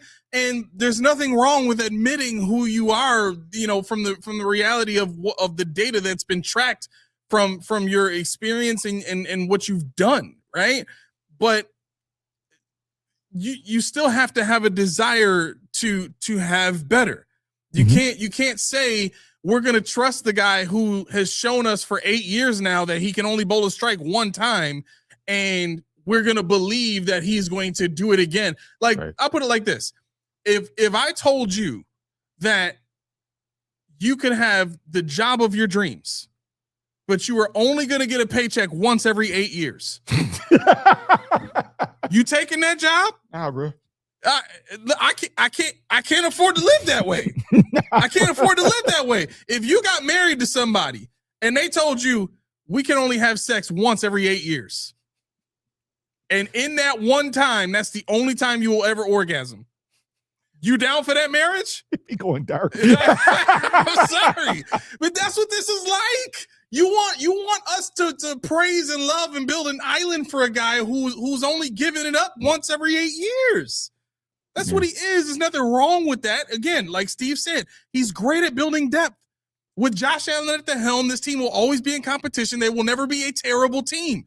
We don't ever have to worry about that. Yep. That's due to Brandon Beane's genius in finding depth. Yeah, and Roy, Trey wasn't all pro, but he wasn't here for Brandon Beane. That was Whaley and Sean McDermott. Right. So that's why he doesn't fit. But no, I mean the point to this whole deal is no, J-Ham, I know you weren't saying we're Beane haters, but anything I say at this point in time that says anything opposite of what Beane says, I'm a bona fide hater. So I gotta tread real lightly here. But yeah, Videsh, they can't pay for elite. No, they can't, but they can draft elite. Correct. You got to have the eye for it because somebody else is getting other. If you're telling me, if you're sitting here right now, eye to eye, telling me that nobody drafts anyone worth ish after the second round or after the first round, No way. then okay, then you win. But if you're finding talent, all pro talent, Pro Bowl talent, second, third, fourth, fifth, sixth, seventh round, then we don't have this conversation. That means the Bills need to get busy and say, you know what? We like this guy. We see something in him, but he's not a first rounder. Even the Raiders got Max Crosby in the fourth round. So you know what I'm saying? Where did Gronkowski go? Where did Tom Brady go? Exactly. Where did oh God, the tight end, Tony Gonzalez. He wasn't a first round draft pick. Aaron Hernandez, was he a first round pick? No. I think he was a second round pick. Yeah, he was later. He was later. You talking about Antonio Gates. You're talking about guys that actually played in his league, that we're not naming one-offs. You could go position by position by position, and you'll see people getting drafted. Yep. And it holds true. Yeah, you have a better chance to draft a better player with less players drafting in front of you, but it can still be done. Yep. So that's why when people say, well, what do you expect Bean to do? I have pushback because Mike Green would have been great on his team last year. Mm-hmm. He would have been that guy that I'm talking about, that bendy edge dude. Mike Green is prototypical. Don't want to hear his stats. He was rotational. But what did Jason Oweh do? He had 10 sacks in a rotation. He was drafted after Greg Rousseau. Oh, we picked wrong. Oweh happens to be on that Bengals defensive line now with Dexter Lawrence and Jonathan Allen. Yeah. And that's the thing, and like if you tell me you wanted that edge setter, Rousseau was your pick, but bar none, he was your pick. But if you have a need for a pass rush, and you tell me you saw Jason Oweh at the combine and at pro day, and you thought he wasn't going to be able to get the quarterback better than Greg Rousseau just on the strength, you put your contacts in backwards. Yep. Do something, get it better. Because it's things like that we're looking at, and Buffalo has a propensity to do this thing. As far back as Toro Troop over Rod Gronkowski, the Buffalo boy. Yep. It's tough because we sit here and we say Bean does this thing, but even in the second, third round, you might find the trait that you need, just that one trait. Mm-hmm. Javon Solomon, cool, but then you don't use him in the right spot. Is that Bean's fault? No. But having said that, I'm looking at now, I'm sitting here like, stupid me. Freaking Terry Bagula gave it away. He said Brandon Bean didn't want Keon Coleman. The coaches did. Yep. But what coach? I know we know now it's Joe Brady, but think about it. If the guy that we fired kept benching him, kept bringing in people above him, he didn't want him. He never won him, so why is he here? Yeah, it wasn't his pick. Before they went around him, Joe Brady said, "I want him," and Sean McDermott said, I'm sure he said, "I don't really want him that much because I don't have a need for him. Yep. He's not what I'm looking for. He's not fast. He's not a route runner." Sean McDermott wanted a Steph Diggs. He just didn't want the pushback Steph Diggs brought. Yep. He liked that skill set. Yep. Josh Allen liked that skill set because it was a cheat code for Josh Allen. Yep. But Brandon Bean and Joe Brady probably didn't see that skill set in anybody else in the draft since Steph Diggs. They said, you know what? Keon Coleman it is. Not even close. Yeah. So this year, Casey Concepcion, if you want a Steph Diggs type of player, that's your guy. I don't care about his drops. He only had 9 of them last year. It sounds horrible, but go watch the quarterback and where he put the ball. Concepcion's jumping for everything. Mm-hmm. Everything's outside of his body. Nothing is easy.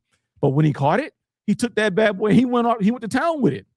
So if you get me a guy with those kind of traits, elite route running skill, elite separation, which is documented, teach him how to catch. Joe Brady did with Jamar Chase and Justin Jefferson, the doorways and all this nonsense. Get an endorsement at Lowe's. I don't care. Because guess what? If you get a guy that they got to worry about separating, that's why. What's the guy in the Chargers, the receiver that can't catch but can burn everybody? Quentin Johnston. That's why he is so useful, because that one shot where he catches the ball, we're screwed. Yep. So we got to watch him, even though chances are he might drop it. Chances are it's not coming in. We still got to watch him And that's what a Concepcion does until he gets his act together. That's what, people, my man asked me about Boston earlier. And I said, he's cool. Not here, but he's cool. Right. Because he doesn't have that trait that we need to get over the hump. He has what Keon Coleman has, but he is better at it. He's not a route runner. He's not a separator. He's a big body guy, strong at the point, and he catches the ball and he goes down, or he toe taps, all that stuff. Yeah.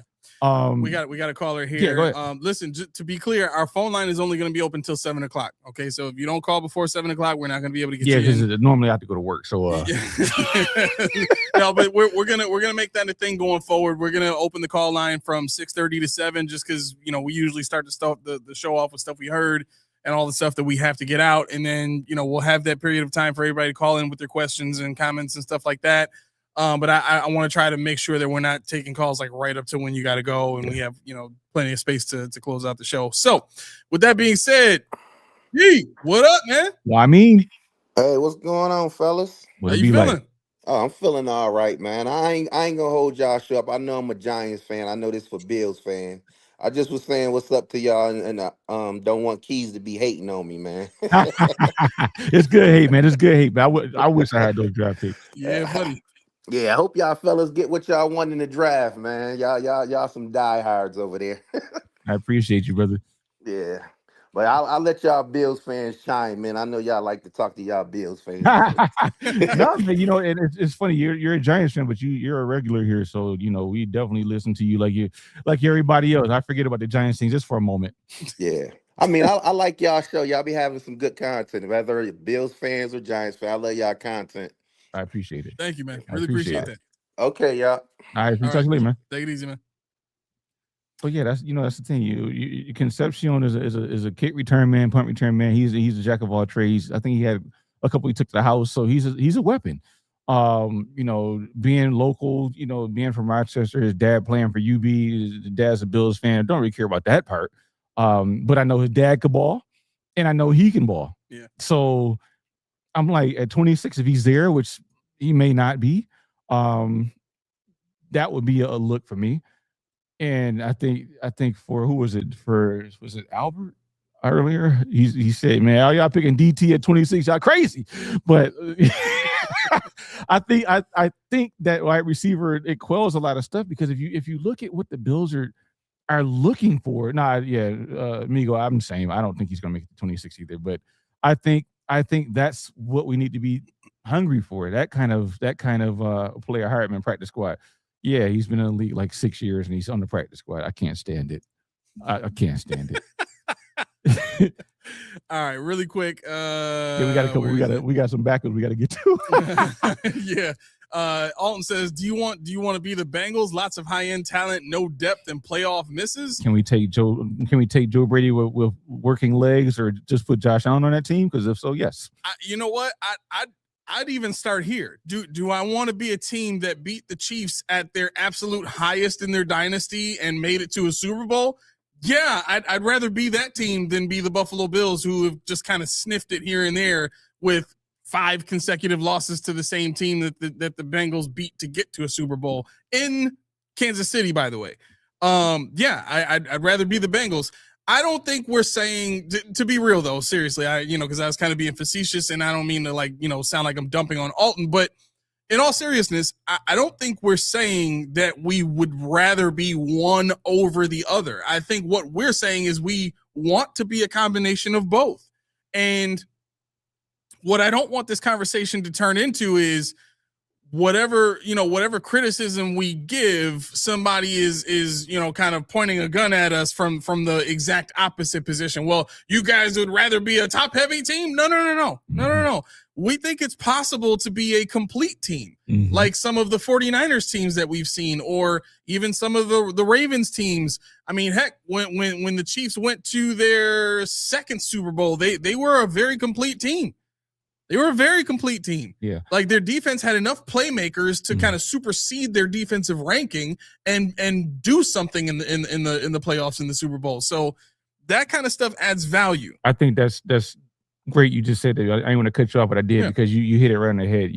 When people talk about the Buffalo Bills, they think we have what you just mentioned. a well-run, a complete team. But in actuality, it's being masked by a lot of things. And I will say, you know who you are. This is where it's going to come up. I was called out on Saturday. Oh, I was called out on Saturday. And really? In what way? They said that I don't give enough credit to other players besides Josh and James Cook. And I was like, what do you mean? He said, well, you don't, I said something about Shakir. And they said, if you like Shakir, but you don't like DJ Moore, how does that work? I said, what do you mean? I said, I like Shakir. I think Shakir, to me, in the way I envision the offense, brings more value. And that's probably why the DJ Moore thing is a little hazy for me. But I guess I don't say it enough, because I put him on a Mount Rushmore. I've said it before. I put Shakir on that Mount Rushmore, and I've gotten pushed back in regards to he hasn't done anything. I'm like, man, let that man run regular routes. Let that man do what he's supposed to do. You will see Khalil Shakir. Now, what brought that home to me was I was watching, I wasn't on Instagram, I was working. Never do that. There was a video popped up. It was a snippet of Stephon Diggs. He was talking. He was like, man, yo, that's a cold cat right there. He's that boy bad, this, that, and third. And then, they had a video, a snippet where Trey White said, if I had a choice between this guy and Stephon Diggs, if I had to guard him in practice, I'd probably rather guard Stephon Diggs. The guy they were talking about was Cole Beasley. Now, this is the kick. Cole Beasley was here with Khalil Shakir in his rookie year. Yep. Cole Beasley said Shakir is better at his game than he was. Yep. Let the man cook. Thank you. So when I say when I don't classify him as a dog, when I don't put him in that dog category, because they're not letting him. Yep. That's like me saying, oh man, when Cole Beasley was not Cole Beasley, when Cole Bishop was back there fighting for his life next to Taylor Rapp, and I'm saying everybody he sucks. I'm like, no, he doesn't, but you will never know because it's this jobber next to him. Right. Now he got somebody that can play the position last year even. And look what he can do. Well, Shakir is a smaller guy. He's 6 foot. You know who else is 6 foot? Jamar Chase. You know what's funny about this? And I don't have to work tonight, so I'm going to go into this a little bit. Do it to him. When we talked about this, we said that Khalil Shakir had comps. We saw a lot of Amon-Ra St. Brown inside of Khalil Shakir, if you let him play. What I did was I went a step further. I said, who was his comparisons when he was in college? Who did they compare him to? Amon-Ra St. Brown, who came out the year before him, and Robert Woods. So I said, all right, cool. Khalil Shakir is 6 feet, like you said. Amon-Ra Brown, 5'11". Yep. Robert Woods, 6 feet. Khalil Shakir is the fastest out of all three by a country mile. Amon-Ra St. Brown is the slowest. Khalil Shakir has the fastest 10-yard. The only thing that Shakir was bad at was a 3-cone drill. He's better than everything else, which means he's shifty. Hey, real quick, I roll. I know it's 420, but Chase don't run a 4-1. Chase don't run a 4-1, bro. He ran a 4-3. Put that flame down. Put the flame down. Just, ran a 4-3. Take a break, bro. Just take a break. But and yeah, I mean that's the thing. Samson said, I remember those highlights. He was playing outside too. But even if you put him inside, why is he just doing these bubble screens? Why is he just doing these tunnel screens? Yeah. There are other routes to run, but I went further. I said, okay. I said, so Khalil Shakir is elite in every athletic measure except for the 3-cone drill. Khalil Shakir, out of college, was slotted to be a slot and a Z. A slot and a Z and 11 personnel. What's not clicking? Mm-hmm. Go back and watch the film of this dude. This dude could give you 1,000 yards if you let. He's already showed you what he can do with the ball in his hands. Yep. I mean, how many more ways can I say this? And I'm not saying this to the person that called me out. I'm saying, how many other ways can I say this? Joe Brady. I would have to cover my pants if you told me right now that the Buffalo Bills were going to start DJ Moore, Coleman in the slot, and Shakir on the outside. I can't stand up. No, I can't stand up. I mean, I would love the possibilities in that. Exactly. They asked him. They asked. I think it was Bean. They asked about could we see Coleman in the slot. I think they asked Bean. I'm like, why are you asking Bean? Ask Joe Brady. But anyway, the guy who's actually going to be doing right. it. He's the one that's going to be crafting this whole thing. But he's like, or is Shakir going to be a issue with that? Like, how is Shakir a roadblock in this? How is he a roadblock? This dude is a Right. Swiss Army knife. Right. You could run him like Curtis Samuel out of those orbit motions. You could run him down the field with his 4.4 speed. He has 4.4 speed. Yep. Robert Wood ran a 4.5.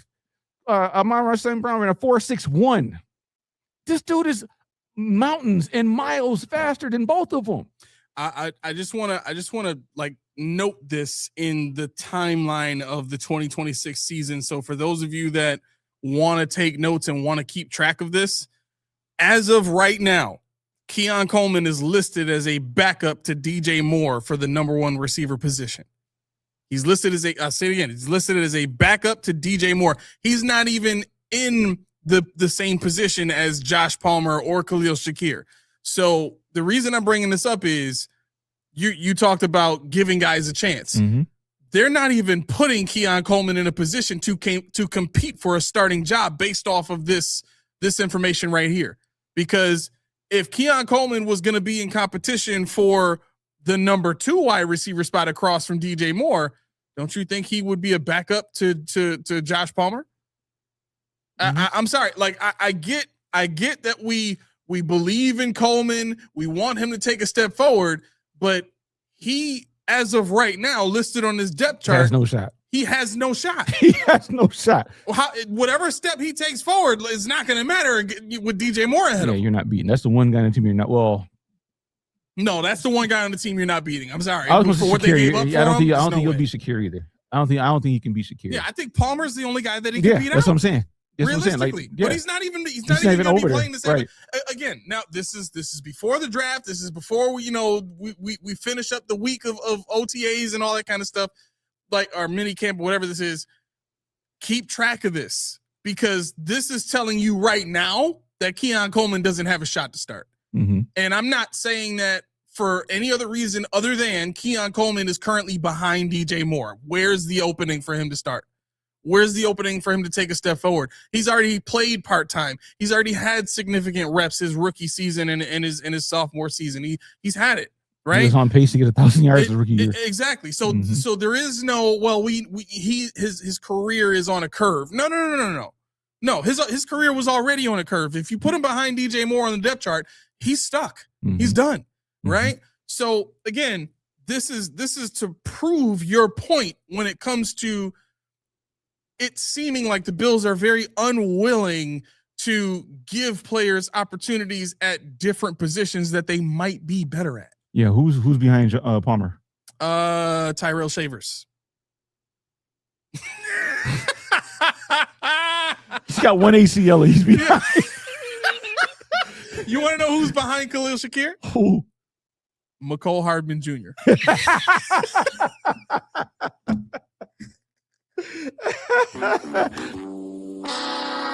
Oh boy. Yeah. Yeah, and to Steve's point, I mean, I get it. He said Shakir's arm measurement is what limits him to his outside ability. Arm measurement matters. Just give Google a successful outside wide receiver and see the arm. Yeah, that's fine. I mean, I get it, but if you're talking about deficiencies, how can I say this? You're limiting somebody that might have gotten to where they are with the deficiencies they've had all their life, if that makes sense. Basically, what I'm saying is he went to high school with the same short arms. He went to college with the same short arms. He got drafted with the same short arms. He gets busy wherever you put him. I mean, if you want to use a short arm argument, fine. But that doesn't limit somebody with talent. I mean, Amon-Ra St. Brown is shorter and more compacting than Shakir is, and they still move him around inside and outside. You can when you have talent. Yeah, and I think what it really boils down to here is there are ways to overcome players' shortcomings physically. Yep. Their physical shortcomings, right? Yep. The prime example would be.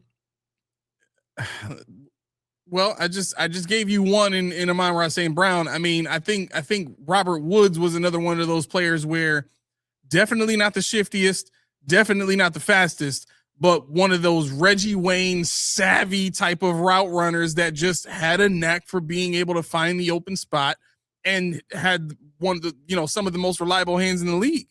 So there are ways to scheme guys open. There are ways to give guys a hand and some assistance schematically in ensuring that they get the production that they're supposed to have for the level of talent that they have. You know what I'm saying? I am so interested to see how Ruben Bain is going to do. I was going to say, if Ruben Bain's not there, if he's there at 26, you're not taking him because he has T-Rex arms? Right. You going to look me dead in my eye and say, I don't want Ruben Bain because he has short arms. You are nuts. Exactly. You are that's what I think this comes down to. Like, I get, and that, like, Steve is right. It's a very real thing in the NFL, and scouts and GMs, they do traditionally go along with that stuff.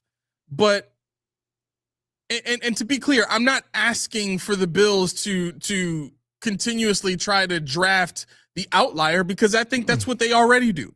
I think that's what they did with Ed Oliver. I think that's what they did with Greg Rousseau. I think that's what they did with Kyer Elam. They try to draft the outliers and hope that the coaching staff can just turn, dust into magic dust. You know what I'm saying? It's that thought process falls heavily in line with this thought of value, because if I'm looking at Caden McDonald at 26 and Avion Terrell at 26, value would tell me I need to draft Avion Terrell, even though Caden McDonald might be better for the production of my defensive line. Right? So like, which one actually has more value? Right. Based on the position, you have to say it's corner. The league would tell you it's corner. Because why? Because the cost is more, the impact if the player is great is more. But when you're talking about what the Bills need right now and the impact that it would have for the pieces around the player, I don't understand how it's not defensive tackle. Can somebody ban this dude?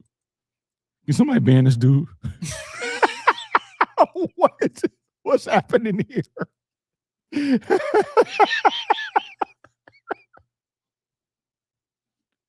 Bro, you're killing me, bro. I can't keep a straight face when I see something like that. I'm thinking about when a weeble wobbles. He's just on his head. Just hey, that mug I'm on rock do a handstand, no. Right. Look at that boy go. But this is y'all national holiday. I get it, whatever. But no, and that's the thing. Like, I understand conventional wisdom, but we draft Shakir to be a slot. But when you see what you got, he said his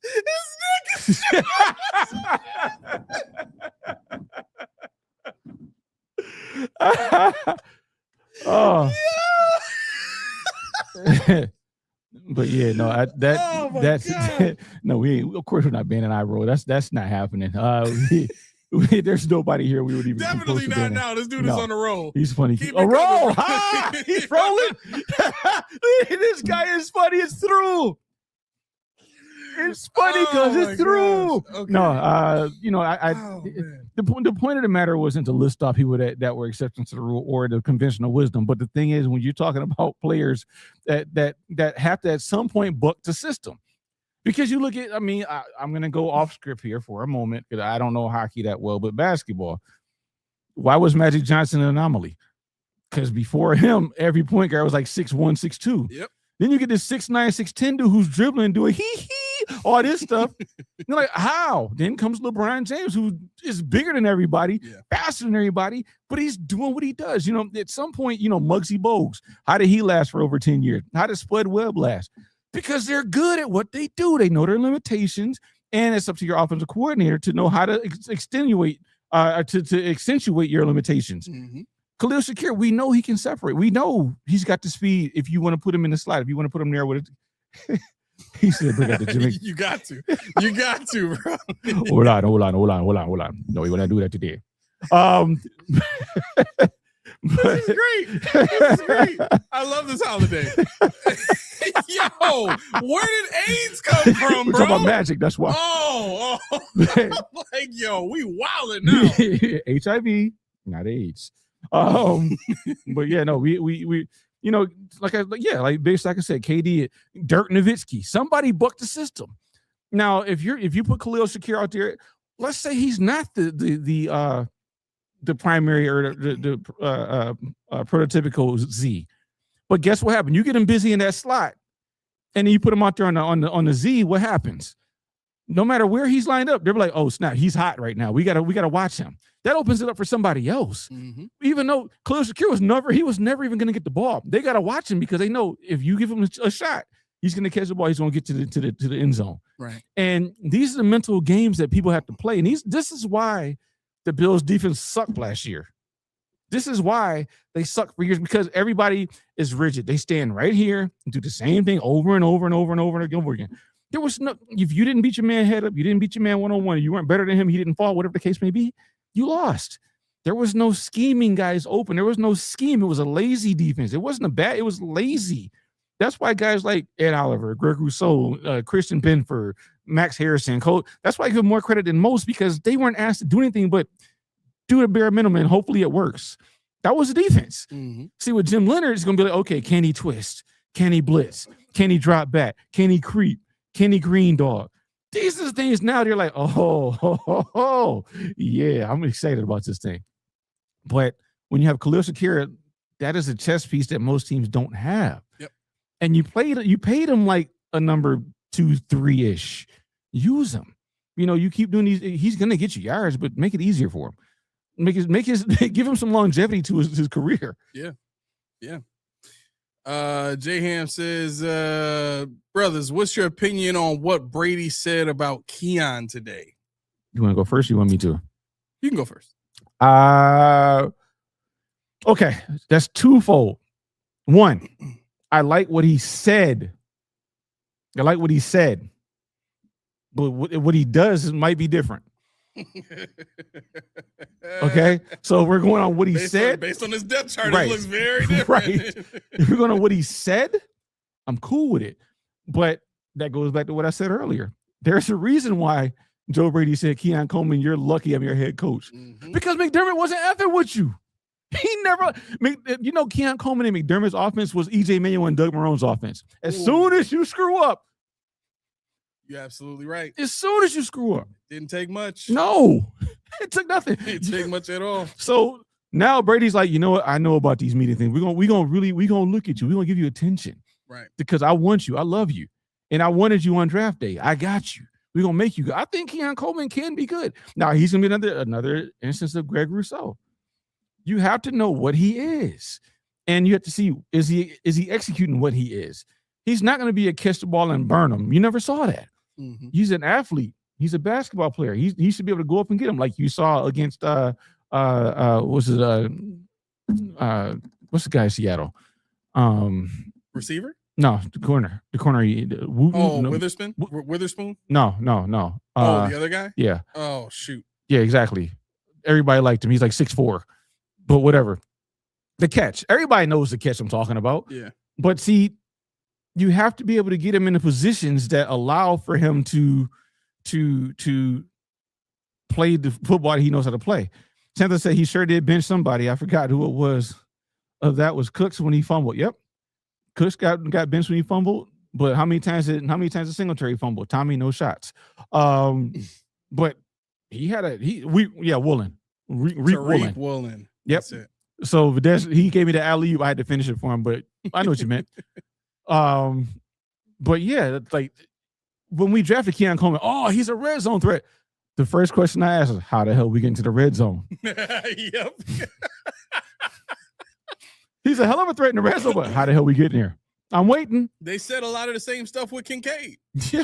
He's a big guy, 6'4". He can be a red zone weapon. Oh, okay. All right. Well, how many of those do we need? Because the following year you got Coleman. Right.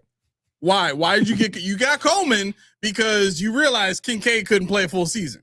That's why you went and got Coleman. Yep. It would be hilarious. It would be hilarious if the Buffalo Bills decided after this season, because I think Coleman's contract is up next season, if I'm not mistaken. It would be hilarious if the Buffalo Bills decided we're going to try Keon Coleman at tight end.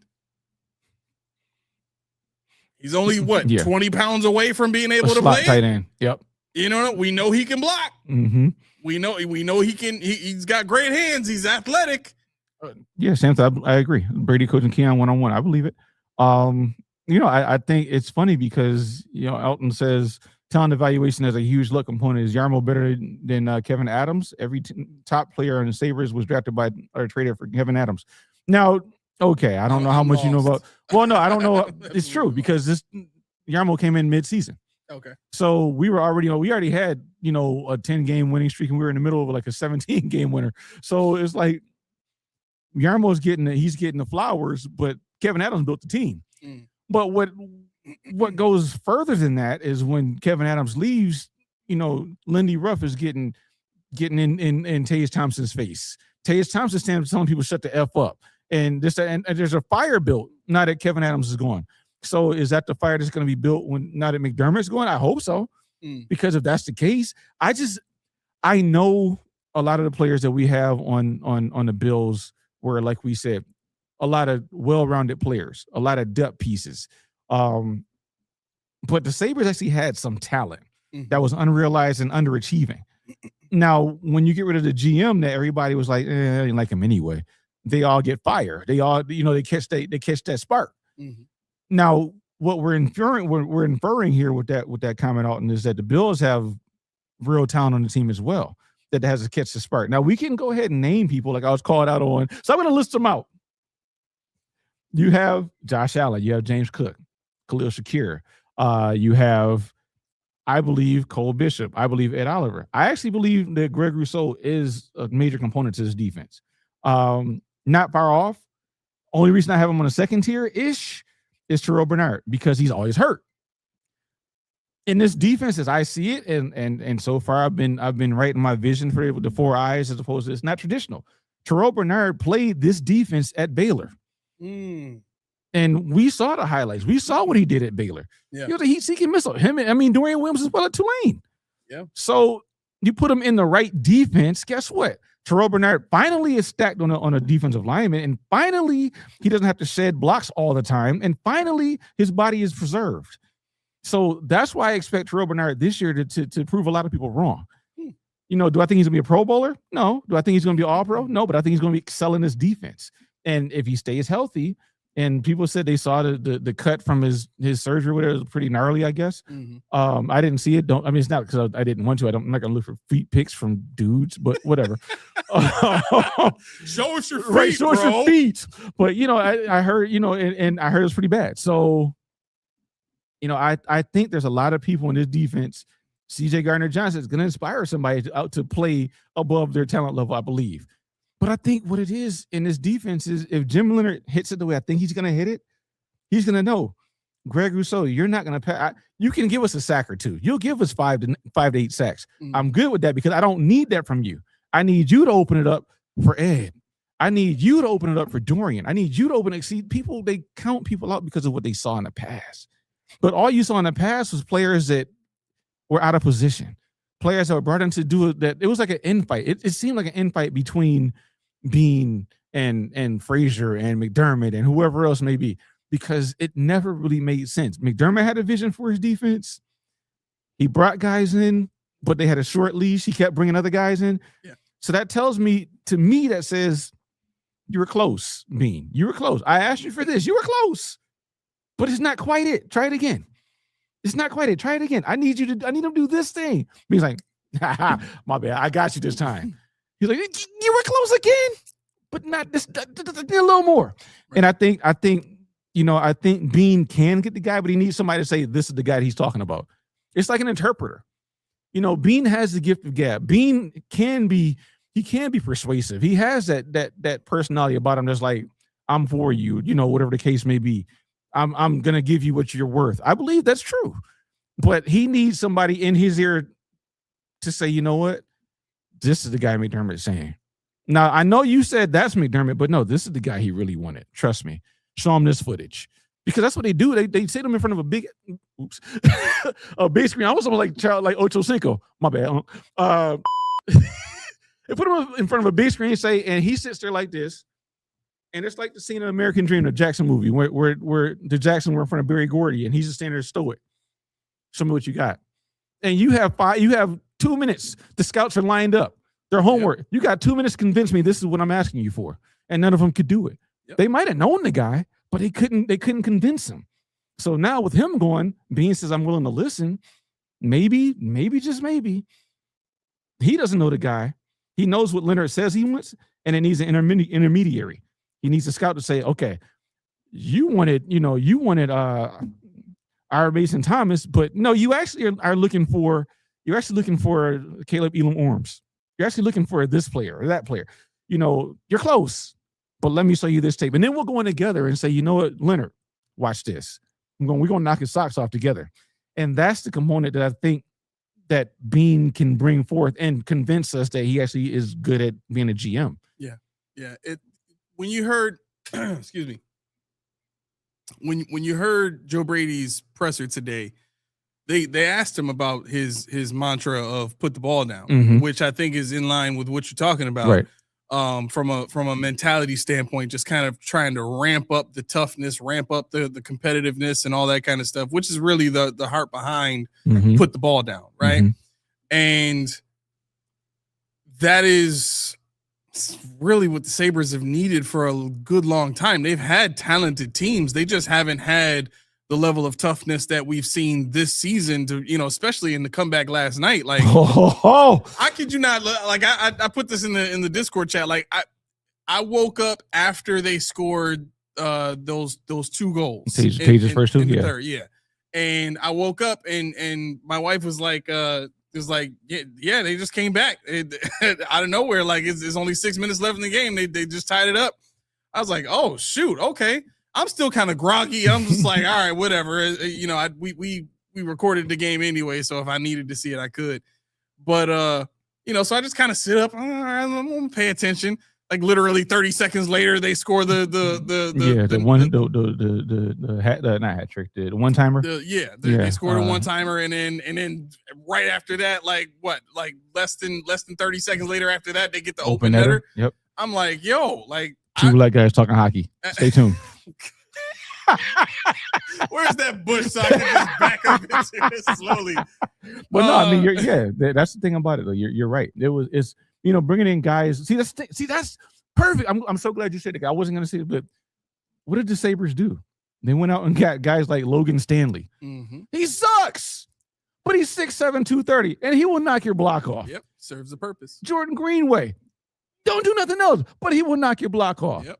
But see, that's the elite trait. That's it. That gets you over the top. Yep. They can't skate to say they like, but they will bust your face wide open. Yeah, that's the thing. You got Dunn, you got Melanstein, you got these guys coming in now. It's like, oh, they hit. Because going into the game, you listen to GI, Boston guys are calling, and you guys can't beat us. We all skate you, and we're bigger than you. Didn't look like it last night. Nope. Didn't look like it last. It was feisty. And the only thing that saved them was Swayman until Tage got the one in. They're like, oh snap! There's a crack in the levee. We about to rough these dudes out. We got it. It's like basketball and football. All we had to do is see it going one time. Forward checks was on. It was great. But see, that's the one trait. You don't have to be a star to have that elite trait. What if you can't tackle? But what if you get a free safety that can't tackle, but you can't throw the ball anywhere near his area? Because he's got 4.3 speed and he can intercept everything. That's a trait. That's elite. That sets off the whole deep ball because he can cover ground and track the ball. Now we got to stay away from him. Can't do nothing else. In run support, he's toast. But guess what? That's what you got the linebackers for. Yep. That's what you got the D-line for. That's why you changed the system. Jim Leonard's whole thing is stopping the run. So we don't need that safety to do that. But see, the McDermott way of thinking is, he's got to be on all levels. No, because you're passing up on these traits, guys, because this dude is good enough at everything that half the stuff he's never going to be asked to do. Right. Kev asked, do you guys like the go?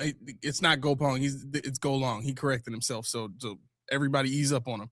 I was like, go pong. I need to know what this is, but no, go long. So go long TD is what he's talking about. Yeah. That's Tyler Dunn's channel. It says, did you like the go long video speaking on McDermott delusional mindset, saying JA-17 was a burden and McDermott is the reason they are successful, not JA-17. I did hear that. That's not the first time he said it, though. If I'm not mistaken, some of that came out in the Dunn report. Yeah, the McDermott problem article that he wrote a few years back. And I think I heard him say that like a month ago or 2 months ago when he was talking to Jim Monis, who he usually has on his show. But in this particular situation, he's talking about, I think this was an appearance that Tyler Dunn had come on to, I think it was Pat Moran's show. Yep. Where, he talked about, this mindset that McDermott had that was told to Tyler Dunn by somebody who knew both Josh and McDermott and was still, connected to players on the team. So they had to be, fairly current in the recent history of Bill's staff to know this information. But anyway, yeah, I think it was very clear and evident that McDermott ran the team that way, and I think the evidence is that the evidence of that is after Brian Daboll leaves. I think Daboll was really the thing holding Sean McDermott back from doing it sooner. Yeah. If you look at the way that McDermott wanted to play offense, who's the first offensive coordinator he hired? It was Rick Dennison. And Dennison ran a lot of the same stuff that you saw McDermott try to run with that 11 personnel stuff, that Shanahan style system, West Coast offense, which is what he had Brady running the last 2 years, right? Now, 2024 was not as much, West Coast 11 personnel, 12 personnel, style plays, right? Because he wanted to open up things a little bit more to make Josh a little more comfortable. That they traded for Amari Cooper, so they were throwing the ball a little bit, downfield more. But when you look at the 2025 season, that's absolutely like, Josh, just be a game manager, and then if we need you to turn it on late in the fourth, then yeah, sure, we'll call on you to turn it on. Yeah. What ended up happening there was Josh had to turn it on the entire season because Sean McDermott was trying to win games with the run and strong defense. He wanted to mitigate the negative impacts on his defense. Anytime you see a team trying to run the ball and stop the run and play good defense and all that kind of stuff, it is all for the purpose of keeping the defensive players' energy up. You want those guys to have enough, breath throughout the game. Ooh, sorry. You want those guys to have enough energy, enough breath throughout the game so that they're not, gassed by the time they get to the fourth quarter. Usually higher octane offenses do that to defenses if they, if they score enough points. You know what I'm saying? Or if they don't score enough points. That's what Sean McDermott was trying to avoid. If you look at what happened to the 2020 Bills, the defense wasn't really that great. It was, I think it was like 12th that season. Let me look at the defensive rankings. If I can pull it up fast enough. I don't know if there's a listing of that. Well, were you going based on what? Bills defensive rankings? Based on scoring or? Just in general. Do you have to go based on scoring? I mean, I can find it based on scoring faster. That's what I'm saying. Okay. Yeah, I could do scoring defense faster, but you go ahead and look for what you got. And while we're looking for that, Kev, this is where I fall with regards to McDermott and the burden. You have to understand McDermott is type A. Type A as ever. Everything was scheduled. Yep. Everything was he had a time frame for when he was going to do this, when he was going to do that, when he was going to do that. He knew his team wasn't good enough, like you just said. He knew his team wasn't good enough just yet to get where we wanted him to go. By drafting Josh Allen, then getting Stephon Diggs, it accelerated drastically because the trajectory we were on was going to be that wild card creep-in team, that wild card team that, are we on the bubble? Can we do it every year? While he built his defense, because we're going to have lower draft picks. We're going to be able to get the guys he wants. We're going to, and get them cheaper. Yep. But by getting Josh Allen, it was a burden because now I have to win. Yep. Now I have to do this. It's not on my time frame, but I have to speed myself up. I can't learn the game no more. I can't learn how to coach anymore. Even though I want to see, the thing about McDermott is he was so cool, calm, and collected, but he was still thinking. He was still panicking. Yeah. And it's evident by his on-the-fly decisions. And he tells you that. What did he say when he talked to, I forget the guy's name. Somebody asked, or no, it wasn't that, but he talked to somebody, I think last week.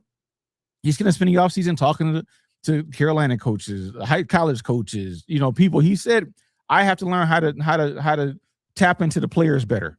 In other words, it's not me an iron fist. Mm-hmm. It's got to be some of me, but at the same time, I have to do better in how I'm approaching these men, which he tells you right there. I didn't know what I was doing in that regard. But that falls into decision making. That falls into how he thought the game. He didn't think the game high flying with Josh Allen and Stephon Diggs. He didn't want 17 plus 14 equals 6 yet. It was too fast for him. Yep. And guys like Joe Brady should they should get excited. That should be an arousing point for them. We scoring out the wazoo. These younger guys, Sean McVay, those guys, but McDermott's like, I hold on. I got to win, but I don't know what we're doing. I can't control this bicycle. We're going down the hill. Yep. He wants to go at an even level and pedal and control it. But when you hit that hill at Delaware Park when you're 8 years old, you like it probably, but me, it was a little crazy. He's going down there. His bike's wobbling and he's trying to hold it all together. And his whole time, he's like, I am in over my head. I bet you the first time in his career when he got real standoffish, I'm in over my head. Mm-hmm. What the hell's going on? This wasn't supposed to happen just yet. Yep.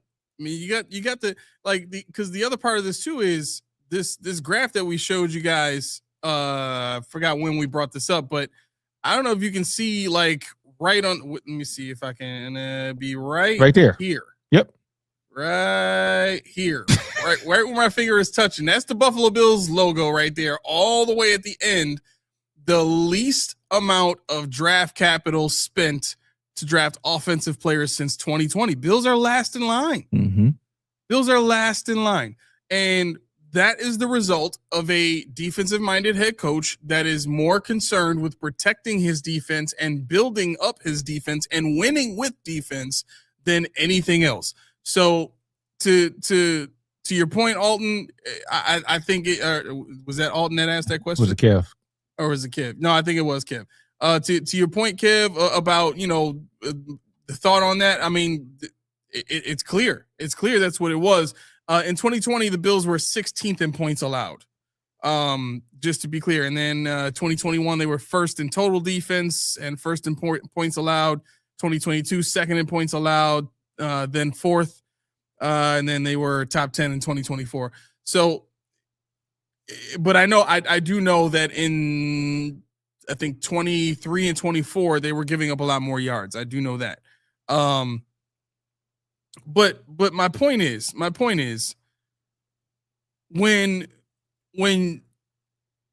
you make the shift from defensive minded head coach that doesn't value the quarterback, doesn't care to build a system around the quarterback that accentuates and emphasizes and promotes his skill set and makes it easier for him to use it.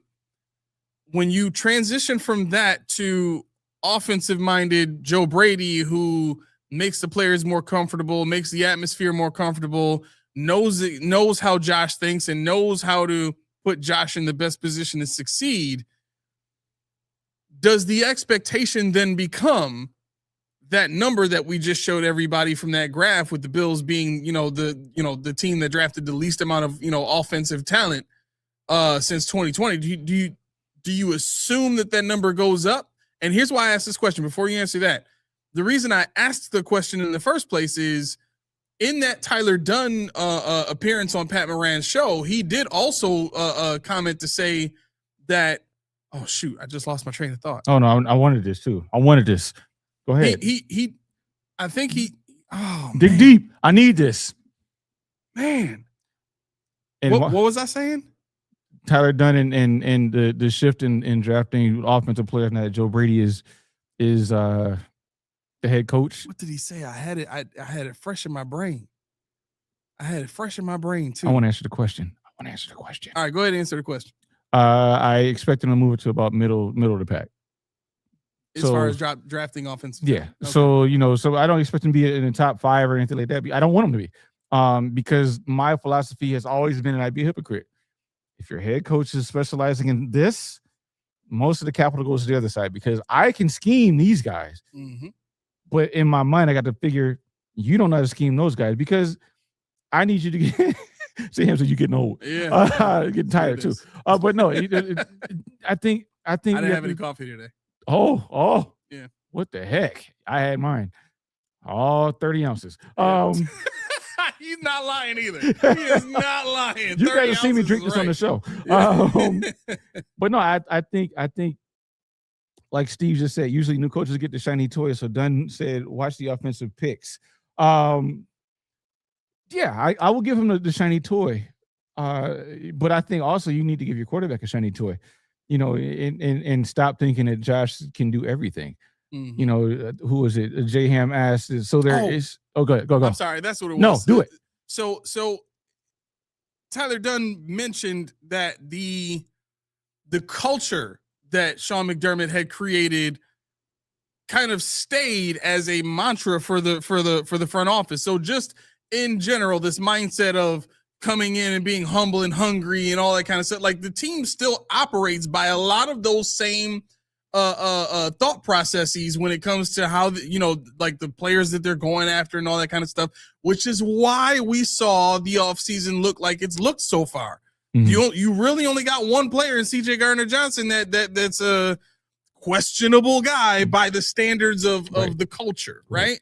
But everybody else still fits into that same Sean McDermott-esque culture. Mm-hmm. Now, what's funny about that is if that's the case, are they going to go offense early? Yeah, probably.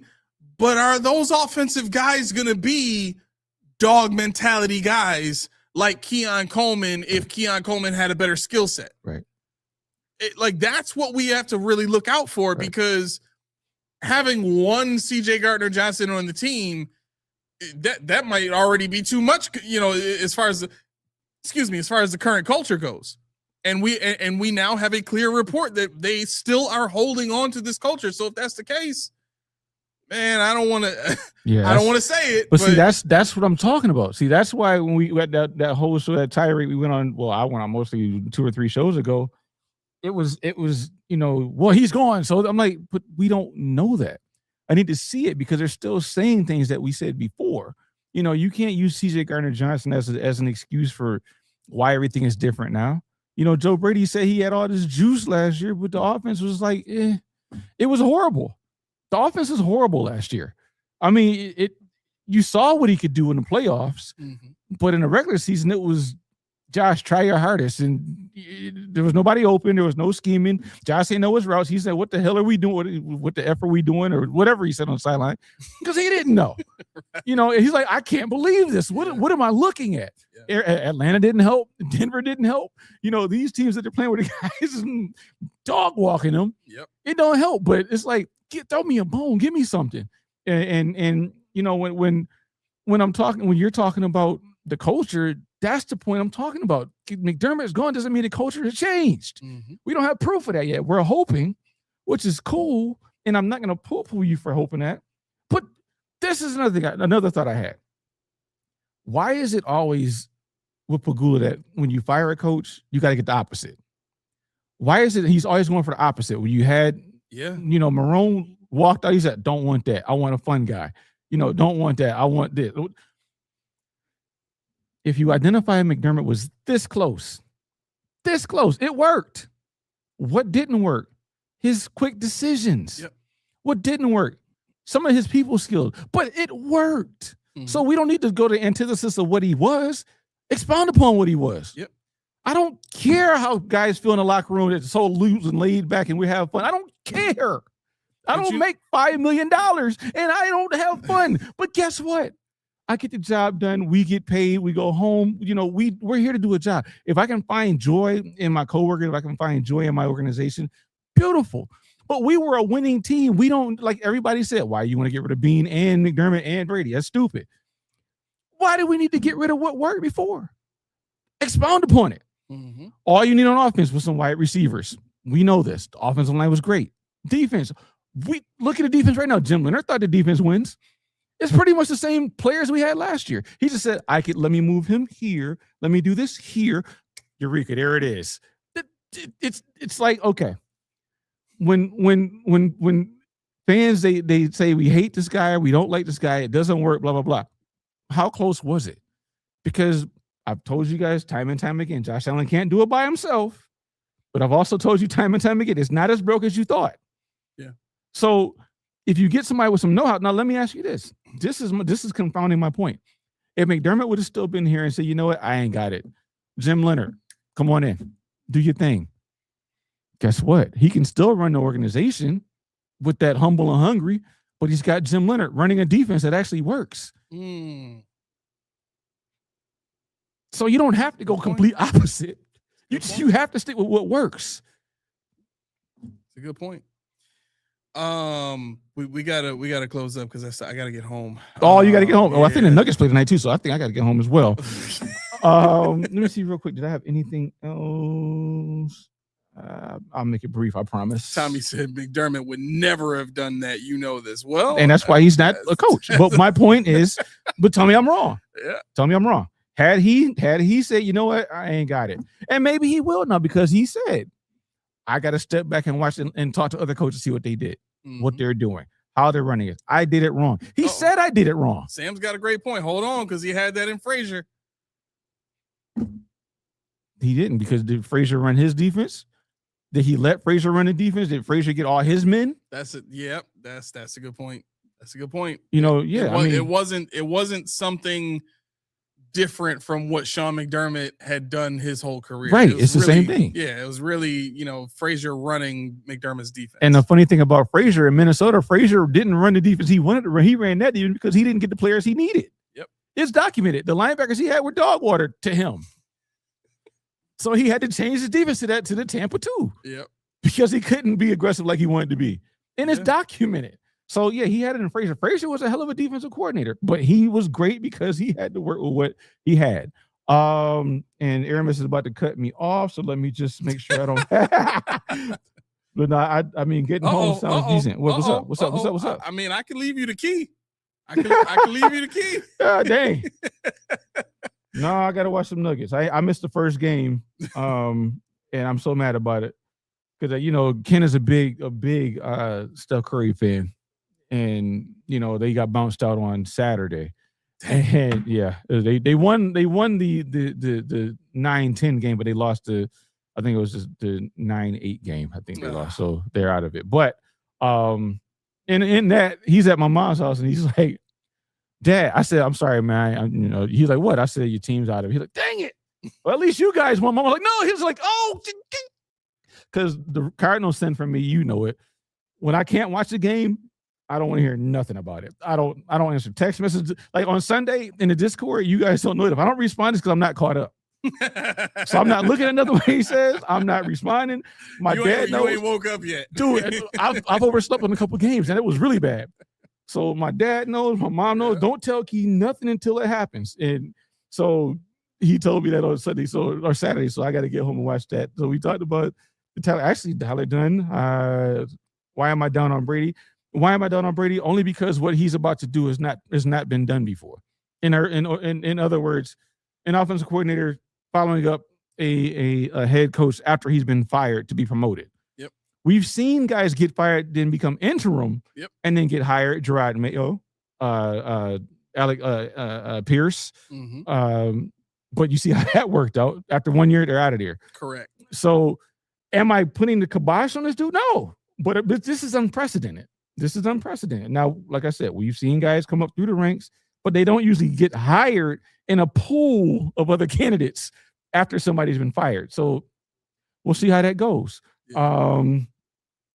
Laura says she's with you. She says I'm the same. Exactly. Like, yo, please text me spoilers. Put your phone down. I put my phone down. I can't even do it. Yeah. I mean, obviously, there won't be a show on Thursday because I decided the chances that we trade back out of the first and we sit here for 3 hours and I have to call in sick or whatever for my other job, it's not worth it because the chances are they're not going to draft there. So Friday, we will cover. We're going to start at 7 though. Okay. Because I have to work late. So I have my laptop. The draft starts at 7, I think. Oh, the draft starts. The draft starts at 7. I have to work till 7. So I have my laptop here. So we actually probably could start a little earlier. I'll be doing double duty whatever you want to do. We'll talk about it. Okay. Yeah. So Friday we'll do a whole show, and I might have a 40 keys.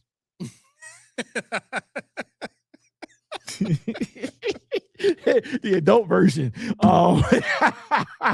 As I'm sitting here watching this draft. Whatever you got to do, bro. But it's gonna be fun. It's gonna be a good time. People ask, they say, "What do you mean 40 keys? What's the adult version?" Well, I could be responsible. I could be a good boy, but I decided I don't think my Reed's tea habit is gonna be quenching on that night. Oh, there's no way you kicking that. But you know what? I think you guys at home should do the right thing. Don't get a 40 keys. Get yourself some Reeds. Why? Because you want to be healthy. You want to be delicious. You want it to be refreshing. And I don't want to send Ken to you and ask, Dad, why do you drink beer? You know it's not good for you because of you, son. Because of you. You're the reason why I drink beer. Yeah, did you really say that? So don't be like that. Get yourself some Reeds. Be responsible. Better yet, we got a 3-4 hour show coming up. Get you a case. My gosh. There's no reason to have one. You're not going to nurse it like Vin Diesel in all the Fast and Furious movies. That Corona just wasn't hitting. You ever notice that? The whole movie, he's drinking one Corona. The same one. The whole time. Really? You ever seen him re-up one? It go from here to here. The whole movie. Vin Diesel never has more than one Corona. Don't be like him. Get yourself a case of Reeds. And when you know what I want you to do? It's a long show. I want you to get you some Reeds. I want you to take a picture of yourself with a case of Reeds. Because if you do, we'll put it on our website.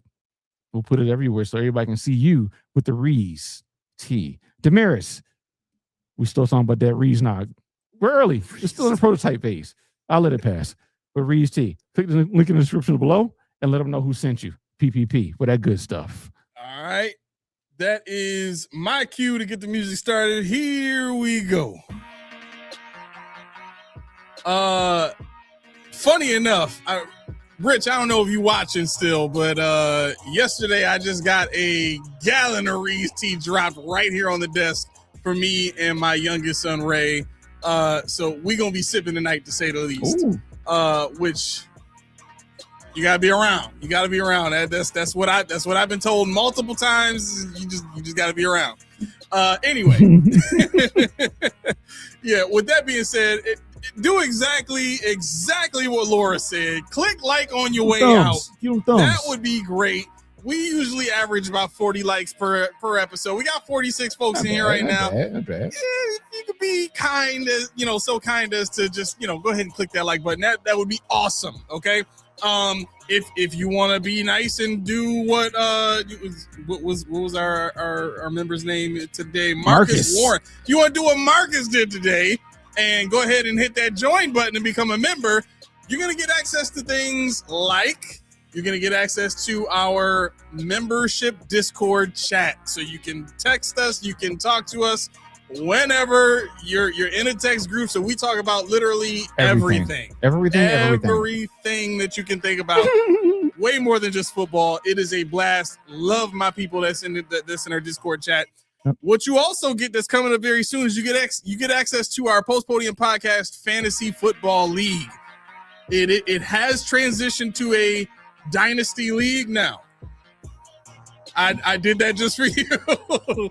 So I'll be putting out the notification very soon for everybody to pick their keepers, right? Because that's what Yahoo allows you to do. And then we'll go from there. But listen, it's free. It's a fantasy football league. I think some people kind of, want to make, put some money on it or something like that. So, we'll discuss that in the Discord chat and see what we can do about it. No, we won't.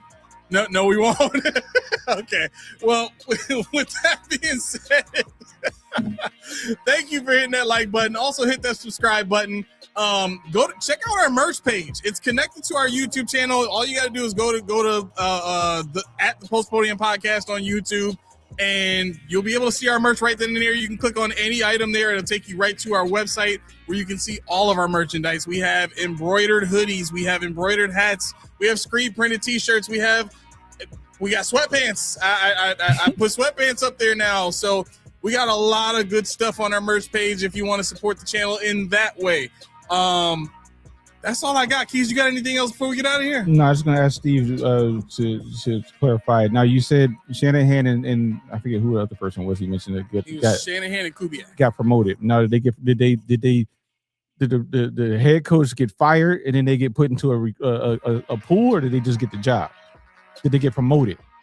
If they got promoted like interim and then kept the job, that doesn't count. I don't know if they were never interim. That's what I'm saying. That part I don't know. But from the research I did, I didn't find anybody. So you might be right. But Okay. yeah, they just can't be promoted. They have to actually get the job within a pool, interview pool. You got to follow the rules, Steve. Follow the rules. All right, this has been the Post Podium Podcast, home of the All Truth, No Sodium Takes. I have been your co-host, Aramis. 40 Keys. See you later. Y'all have a great night. Peace.